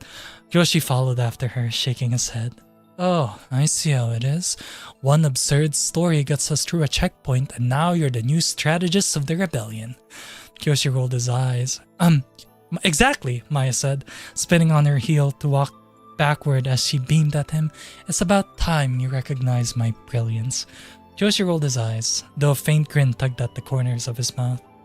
You're impossible, you know that? And you love it, Maya replied without missing a beat, winking as she turned back around. Yoshi sighed, feigning annoyance. I should have let that guard keep questioning me. Maybe hypnosis would have been easier to deal with. Don't act like you're not impressed, Maya said over her shoulder. You're smiling. I'm smirking, Yoshi corrected, though his voice lacked any real conviction. Maya glanced back, raising an eyebrow. A smirk is just a smile in denial. Yoshi couldn't help but chuckle at that, the tension from the checkpoint fading entirely. As they continued on, the forest around them seemed less ominous, their playful banter making the journey a little lighter. Despite the absurdity of Maya's tactics, Yoshi had to admit, she had a way of making even the most ridiculous situations work out in their favor. That's it. That's the end. That's all that's written. Wow. This girl is something else. I know, right? What? What about Maya? This girl is brand new. Bro. blast. What do you guys think? Pretty long story, yeah? That took almost 3 hours. Oh, actually, yeah. I'm so sorry. Bro, there's no way that was 3 hours. It was 3 hours. There's Almost no 3 way. hours. Because after 2 hours every and 30 stream, you're minutes. because after every stream, you're like, I'm gonna add some more to the lore. Like, there's no way. You know, I add more to that lore while I'm also in the call with Light, right? While we're watching stuff. I write lore That's while what I'm. saying. There's gotta be there had to I be know. way more than 3 hours. Knowing you, like you are on. I actually binge slowed right down. now. I slowed down recently. Aw. I slowed Oh. down yesterday, dude. I didn't write much lore yesterday at all. I find it very hard to believe you. What do you guys think? How's the stories and the setting and the characters? It's good so far. I want you to know that every single time that either of you cracked a joke with one another, I was performing the same, rubbing my hand down my face as Kyo did. What was your Laughing favorite with that joke? tone of voice. What was your favorite joke? You. Favorite's a bit of a strong word, but I suppose the good one was the sword spear one. Short spear. Lord have mercy.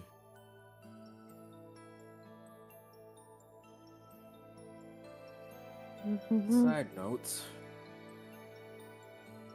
Miss Stella here.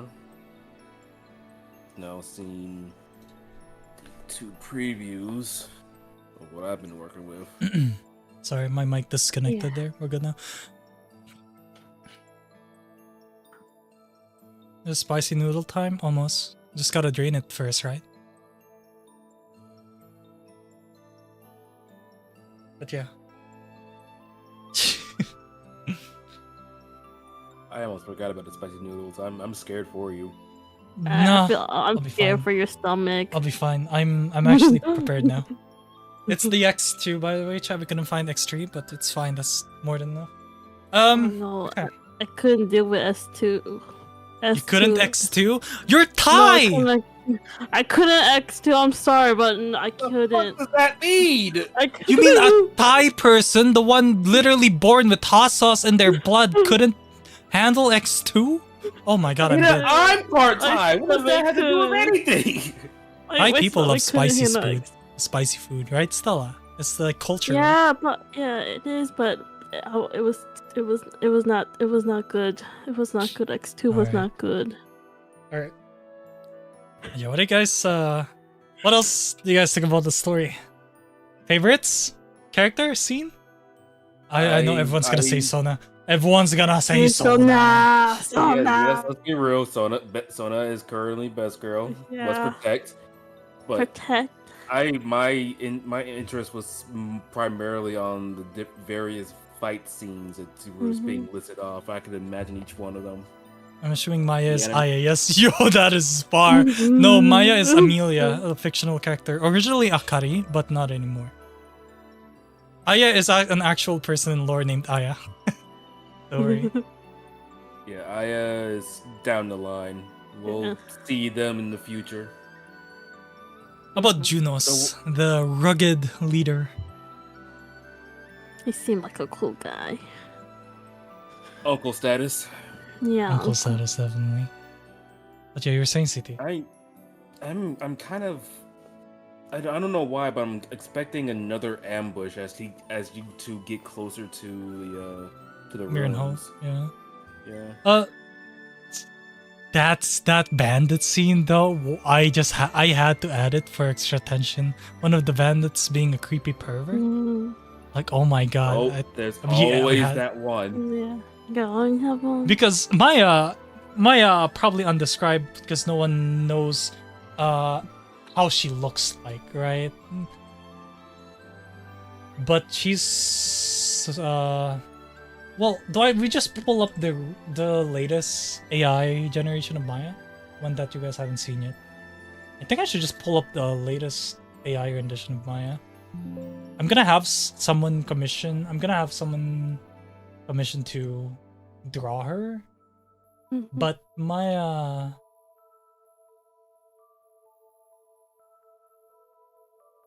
supposed to look like this, by the way. This is in Maya. theory, yes. In like theory. her. However, comma. That's Maya. Yes, yes. Yeah. Her hairstyle is gonna be the same, but we're gonna change the colors soon.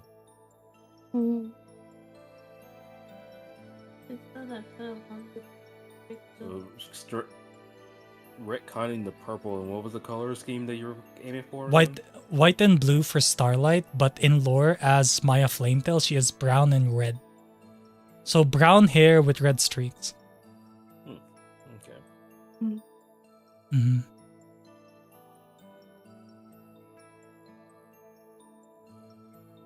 Oh yeah. Oh, it's already. Is it time? It's time to eat the spice. Is it time? I'm not escaping this, am I? Yeah. No. All right. You're Let me right just about let me just drain it right now, and then I'll see you guys in a bit. All right. You two chat. That ma'am, that is not chatting. In fact, those I'm were not sorry. words. I'm sorry. I'm feeling drowsy already. My bedtime is soon. I'm sorry. That's fair enough. Technically, I should have been gone 3 minutes ago, but yeah. Yeah. I feel you there.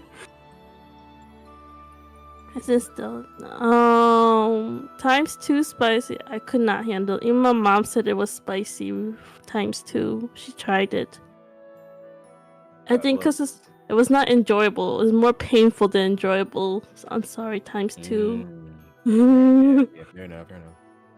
Like the normal one, there's flavor and it's enjoyable. The normal one, and like the normal spicy noodles, they're enjoyable. It has a lot of flavor. The ×2, it's more just pain than flavor. These two gonna be EP soon. We're EP now. Yeah, we're sleepy now. We're sleepy. The whole. Oh, I still have to pick ghost pepper. I know that is what spicy. the hell, Vector? What the hell? Hi, what's up? What's going on? Vector apparently drops an entire ghost pepper oil pack into Yeah. his bowl of ramen. I would not do that. I will just do maybe a little bit or maybe a little half. Yikes, bro. The whole thing took one bite. Mouth was stinging when I first attempted. Yeah, that sounds about right. Yeah, that's about right. Oh boy, here we Alright. go. I guess everyone's ready. Yeah. Oh shit, man. Come on. Good Is it luck. too late? Is it too late to say goodbye? Brian Chang, welcome to the stream. We're nearly at the end. Yeah, we're nearly at the Mr. end. Akazora was able to raise $1,000 for Yes. the Extra Life charity, and so now, as a result of that, he is going to be taking in a spicy noodle challenge. 2 times. Too Spicy. spicy. Damn it. Yeah, Yeah. I like how it did spike as soon as we got ready for the spicy. That's crazy work. No, right. We were like at 9 before, and then suddenly an extra 5 or so. It's They wanted this. crazy. Alright. You'll be told All I right. was here for the lore. I'm scared for the spice. The spice. Yeah, you guys are ready now, huh? Alright, share screen time. Yeah. I hope this doesn't break. I hope the webcam also doesn't tilt to Let's reveal see. my beautiful face. So long as it's stable. Yeah, it's not is. stable. It is. It's on the most Also stablest 2 standard times to find. spicy. Get ready, chat. Here we go. Oh wait, hold on. My avatar's lagging because I'm share screening at 1080p 60. I'm not supposed to do that. It's supposed to be 720p 30. Oopsie. Jesus Christ. I did an oopsie. There we go. All right, here we go. Pew. Let's go. Put myself there. How do I put myself there? All right. Oh my god. I hate this. I hate this, man. I did You not. got it. To be fair, I did ask for this, so Yes, you this did. is it. Yeah. Oh, you got it on both hands. Oh, okay. Yeah. What? I don't. What? Wait. Yeah. Am I tripping? What? What? What? The ring? Oh, it's inverse on. It's Yeah. inverse on the stream. Okay. For you It is guys, it's inverse, but for me, it's no. For stream, it's not. Ah, I hate this. Why? Why? Again with this. You got this. I'm taking off my shirt. Actually, no, bad idea. Don't do that. Don't do that. I'm already sweating from the temperature in the Philippines. It's 97 degrees Fahrenheit here, okay? Oh yeah, we're using the fork today, chat, because the plastic fork that I can throw away because it's gonna be a biohazard after this. Yep. Yeah. Oh fuck me. Ah, damn. All right, ready? Mm-hmm. I'm gonna drink some milk in your honor. Oh god. Look at it. Look at it. Oh can- my god. Bro, my eyes are tearing up just from looking at it. Jesus Christ. I could see those pepper flakes, the dry pepper flakes. Here it is, boys. X2. Will I finish it Good this luck. time? Here it is. No, you're not gonna No. finish it. No, you're Like- not. Please don't finish it. Oh, I yeah, mix can't even this. finish it. Let's mix. Ooh, it's burning my eye. Why? Why? My eyes are Same. watering just looking at that. Yeah, I know. Same. V, same. I'm getting PTSD from my Getting PTSD from the fucking 900 sub thing I did this before. Oh my god. I mean, the normal version is not that bad. Yeah, normal version. Okay, does this look mixed enough? Oh my god, there's a super Yeah, that bright looks red mixed thing enough. over there. Yes, yes. yes, it is. That's not ominous at all. Fantastic. Oh, I think man. It's gonna need more napkins at this point. Well, let me do transparency mode real quick on my wings. Pop-pom! That way so you guys can see more of the things covered behind it. Look at that, my wings are transparent. Okay. I'm scared. This is it's a fear I never thought I would have to do. Again, this one. You can see it. You could see the veins. I don't want this. Okay, so this is it. Spicy. Yeah. Oh my god. Yes, Hello, Spice Mayo forever. yes. I pray for you. Nah. Stall. Look at these Switch games I have. Look at this. Let me Brother. flex. Let me flex real quick. Look at that. Uh, Okay, fine. Brother. I'm sorry. no. I wanted to stall. Come on. We know you want to. However, The more Come you on, stop, I feel like the more it's gonna be bad. Come on, Prince of Luna Cruiser, got this. All right, it's time. Let me just pause the music now. Let me turn off the noise suppression. Isn't that lovely? Can you guys hear everything right now? oh boy. Oh god. Yeah, Yeah. the noise suppression is off. Is there more noise suppression? Oh, remove renegade. Oh, there we go. Yeah, Now everyone can everything. hear everything. Oh my god. Alright, ready?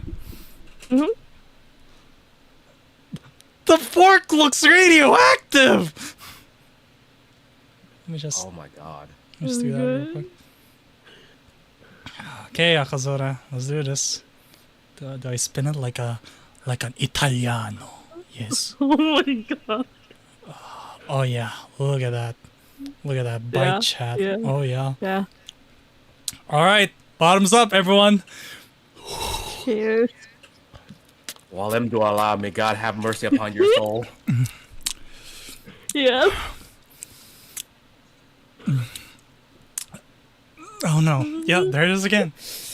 Oh, there it is again. Oh. Keep eating.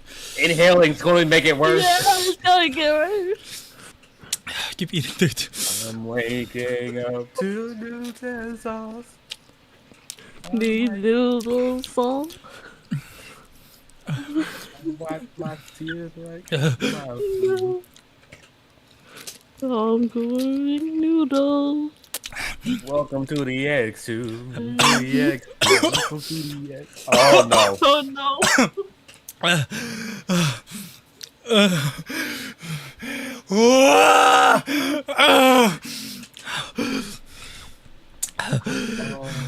Is it worse than the first one? Of course it is. Yep. The fuck you mean? Is it worse? It's literally times 2. What kind of stupid ass question is that, Stella?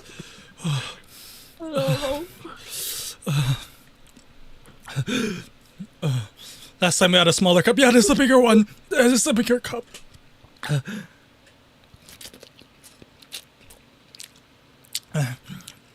this up. I can see stream and Discord at the same time. Yeah.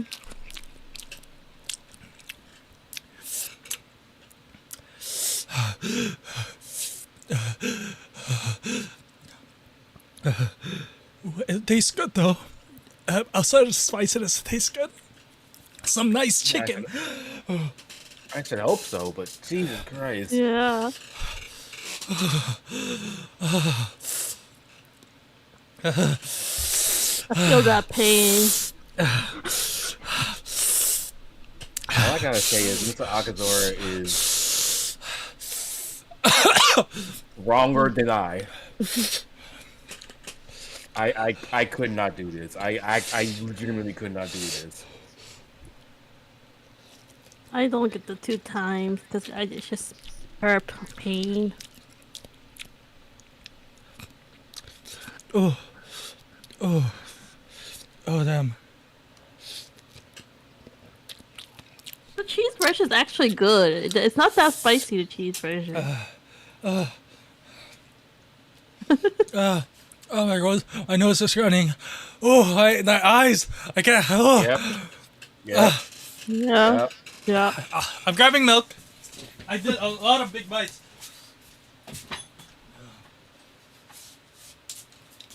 Oh.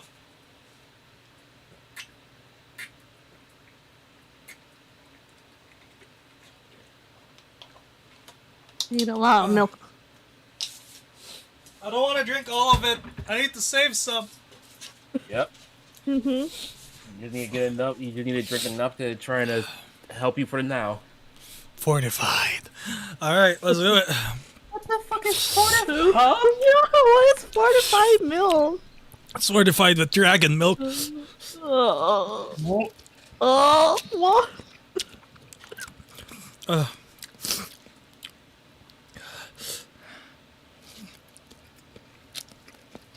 Honestly, at first I thought you was trying to parody Yeah. Imagine Dragons. Now I don't know what song he's parodying off of. Oh, no.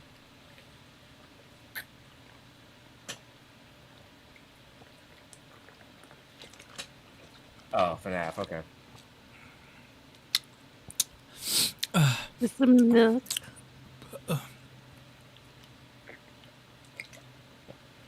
I'm still, we ain't got that down here. I'm gonna keep it a stack.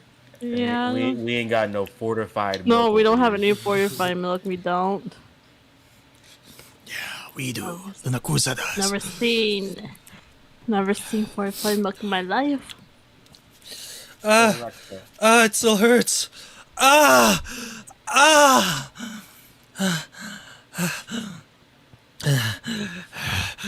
does it hurt? Why? 2 times. Do you have ice cream? I don't have ice cream.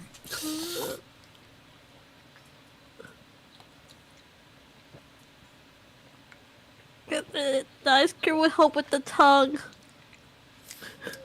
Ice cream? That requires me to run outside and grab some.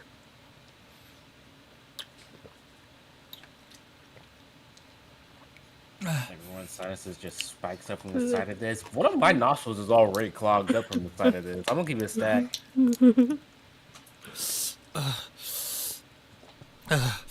It hurts. Oh god, it hurts. Oh, it hurts. It hurts. Oh. It hurt. It's painful, right?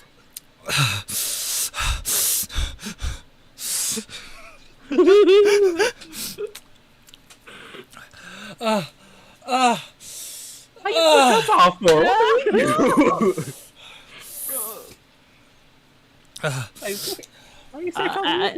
I still remember myself eating this. I felt the burn going down my stomach.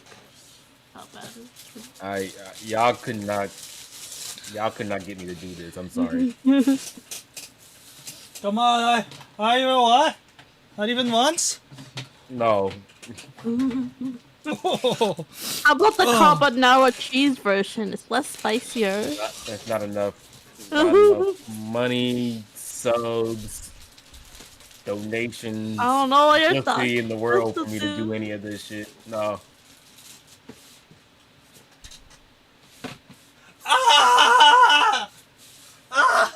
You need to do her. She's already done one though. What? Unless she has to do another. Do you have to do another one, Stella, or some point? Oh, I have to do the ghost pepper version. Oh no. Yeah. I bought it, but then my grandma kind of took it out the cup and she didn't save the sauce, so it's just a noodle. I'll have to go buy it again. I just don't feel like going into the store to buy it because I don't go to that section of the city a lot.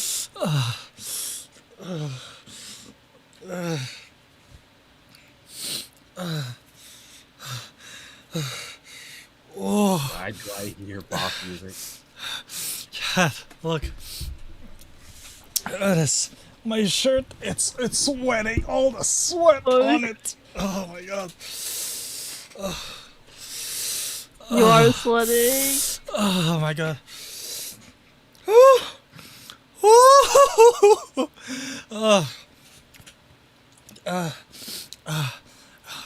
How many more? Oh fuck me. Oh fuck me. You don't need to finish it. I know. I already ate more than last year, but yeah, you don't need to finish it. I need to, after this stream, I need to get some bread. Because I need the bread to absorb those noodles in my stomach or the toilet is gonna have a horrible time tonight. I'm surprised you don't have any bread already, but yeah. No, I ate a sandwich 2 hours before stream. It was two full ham and cheese sandwich, but that's about it. Just to lie. The effects from this is so down bad. God damn it, like her. No. Bless you. Danke. Oh shit. I'm so used to saying that with light. I said dunk instead of thank you. Thank you. The peanut butter I have Nutella. That might help. Might help, possibly. No, it's German Nutella. I don't want to waste too much of it. Okay, fair It's enough. It's Light's gift. Light's gift to me when we were on vacation. God.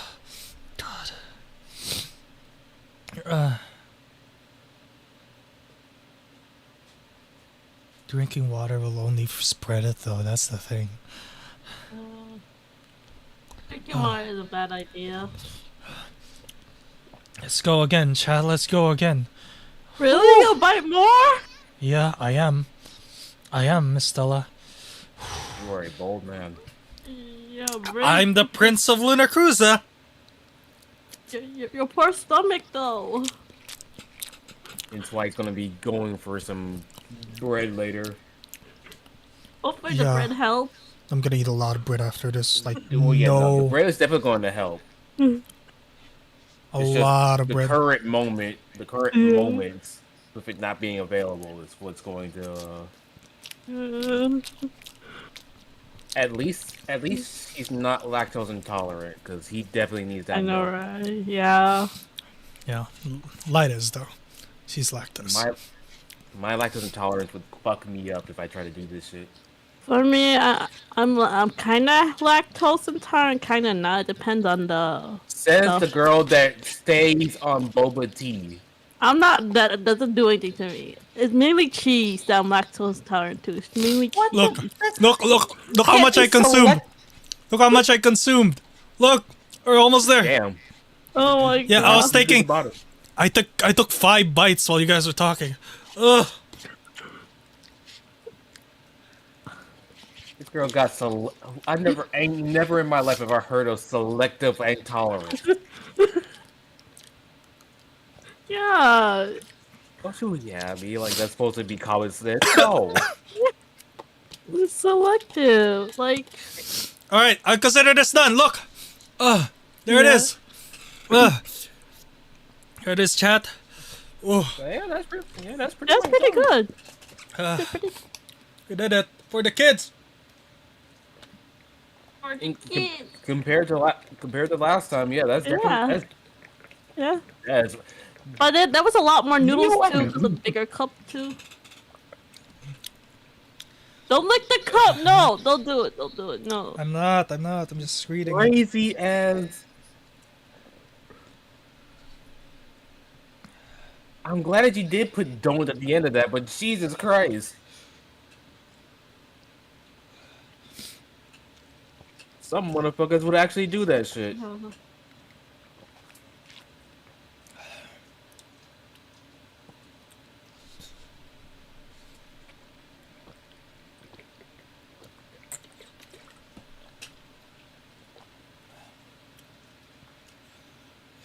That was the.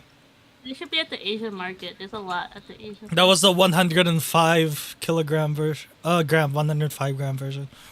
There it is.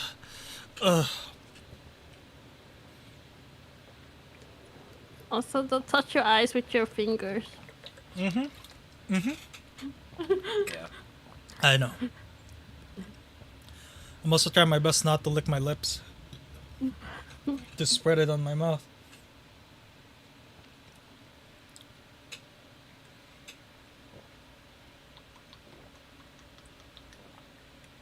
Oh my god, I can hear the gulping. Yeah, me too. Yep. Yep. I didn't notice it until just now. I was like, damn. Drinking a lot of milk. You need to. I just finished it. I need to. Oh my God.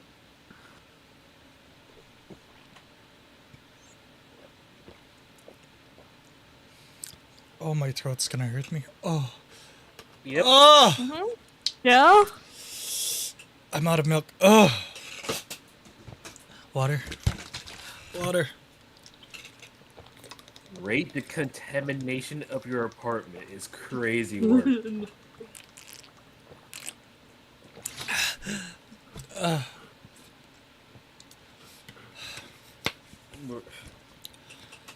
It was hot, not radioactive. Yeah. Though. Like, come on, dog. Like, move, man.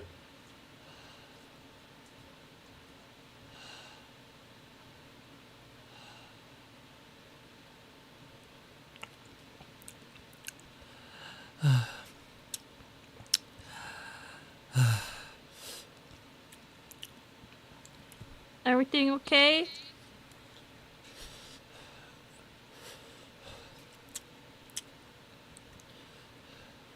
Yeah.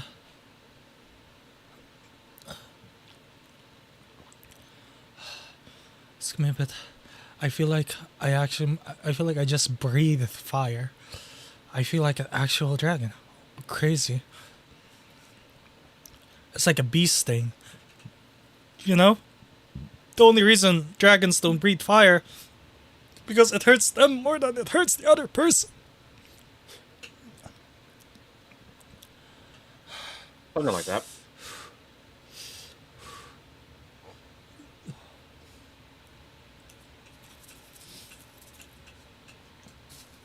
Alright, chat. Let's do some random thing right now on the webcam.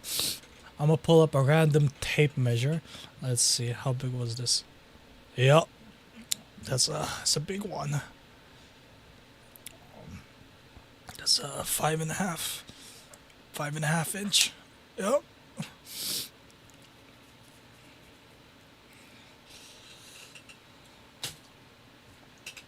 Yeah, did they put it to the Lore. What's that? Can it be put in the lore?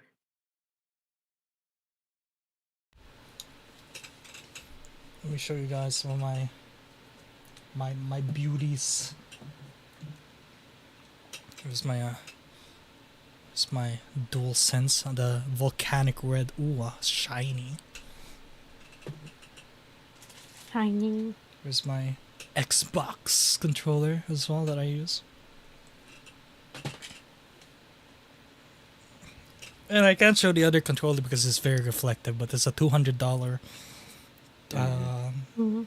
like it's one of those exclusive controllers with my name on it. What else can I show? Corin? No, he doesn't want to go. You don't want to be anywhere near that fire. Yeah. He's staring at me right now. He knows. He knows something's up. You know. Oh, I have something. I have something for you guys. Mm. This one's for CT. What do you mean? What does that mean? It's for you. Dun, dun, dun, dun, dun, dun, dun. Tururun. Dun, dun, dun, dun, dun, dun. What the fuck? What the fuck? What the fuck? Here we go. He's dead. Oh wow. Wow. Grandpa died. Yeah, that's right. I have an Amogus. I don't play red. Why do you have an You mean Amogus? Grandpa died. Why? I have an Amogus. He was on. Okay. Where can I buy one? Why would you would have? Why do you have? It's my friend. It's just staring at me every day. Plotting your demise. A new Death Note game? I heard of that. It's interesting from what I've seen. Oh really? Mm-hmm.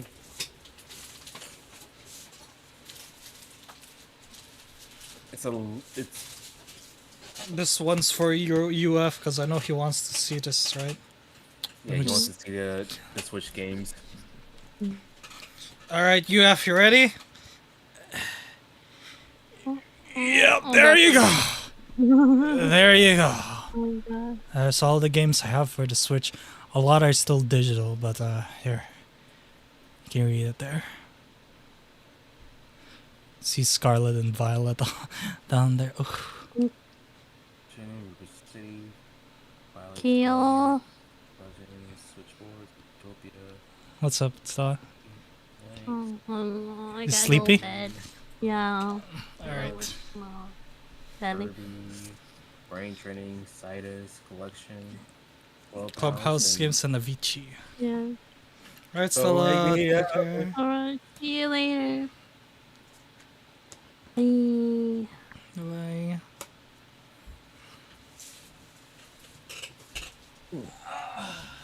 God bless it. You know, I'm actually feeling pretty good now. Not gonna lie. Hey, that doesn't mean that don't mean get comfy about it. Still get that bread. I know, I will. I'm just saying, I'm feeling pretty good. All things considered, yeah, that's good at least. He just finished the noodles. Wrong. You just missed it. Yeah, look wrong. Look. Damn. Ate a huge cup of it. I should probably deposit this into the nearest biohazard waste center.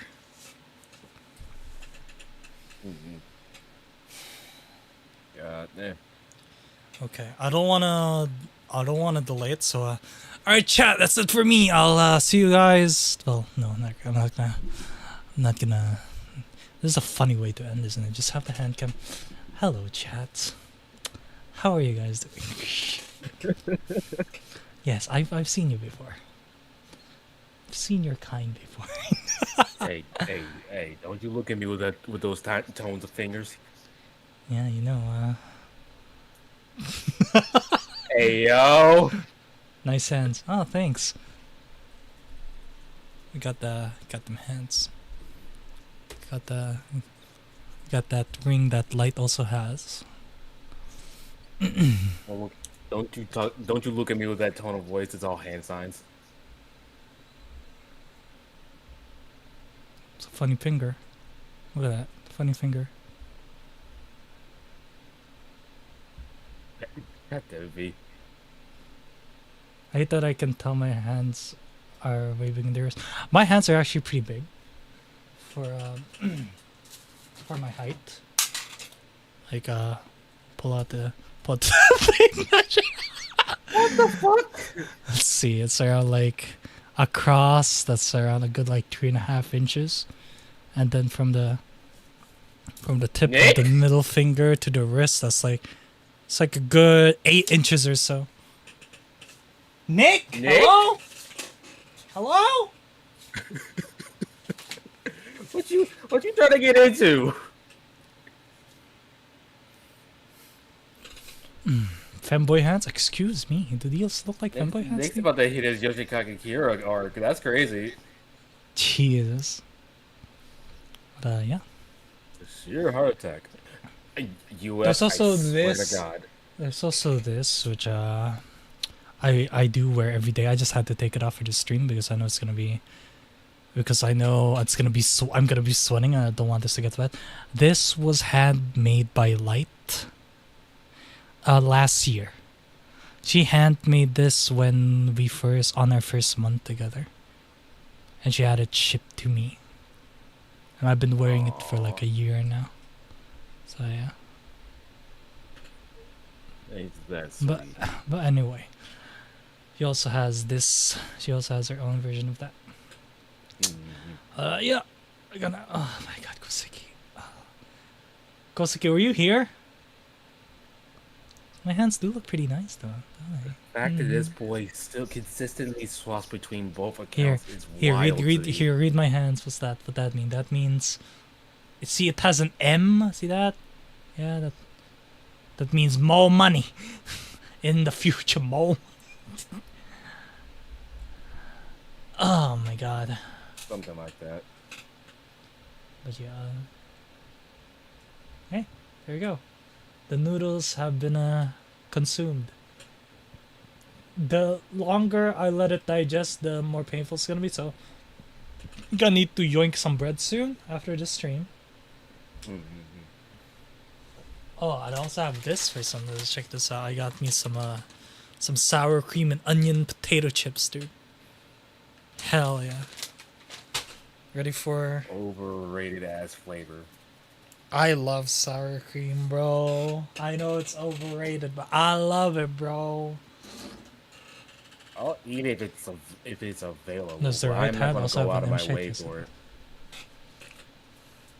Oh, fair. I hope you dare hear it. What you gotta Jesus. say to me? Oh, man. So, I'll see you guys tomorrow. Get ready for this game right here. Pum pum pum pum. We're playing Grand Blue Fantasy Relink with the PS5 upgrade. Right there, PS5 upgrade. You're playing the PS5 version. And it's gonna be fun. There's gonna be Narmaya in it, and I'm gonna be like, oh my god, playing this. Thank you, Liker, for lending me this copy. This is Liker's copy. I just yoinked it from him for a bit, and I'll be playing it tomorrow. Well, tomorrow and Tuesday, and also on Saturday. So I'll see you guys on that. I want to see more physical stuff. Yeah, there's not a lot more. There's still the Silent Hill 2, Final Fantasy 16. That's about it. But anyway, thank you, everyone, for joining me on the pain that is the spicy noodles, U2CT. That is, I am so much in pain. I need to. Oh my god. Bread immediately. Oh yeah, you have no idea how much I need to go do that right now. But yeah, I'll end the stream here. Thank you, CT. I'll see you when I see you. Take it easy. Take it easy, big fella. Take it. See you on when was the pilgrim? When did I put it? I think you got that on Thursday. Thursday it is. Yes, that is correct. All right. See you there. Take care.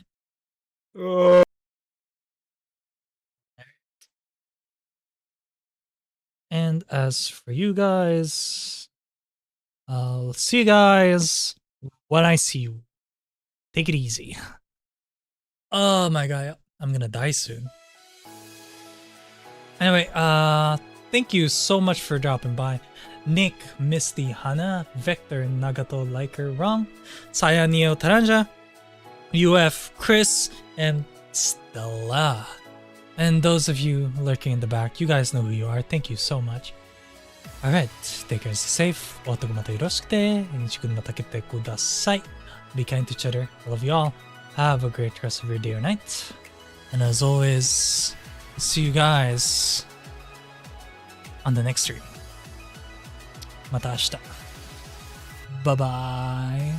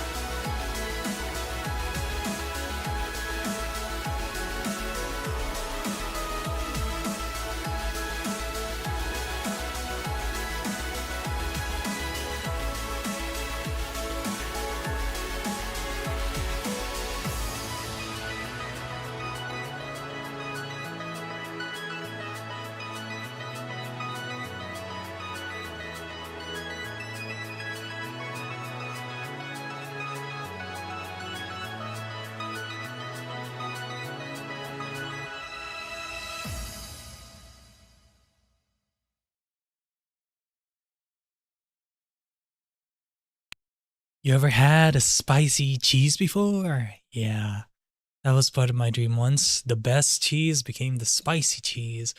Ooh, was it hot, chat?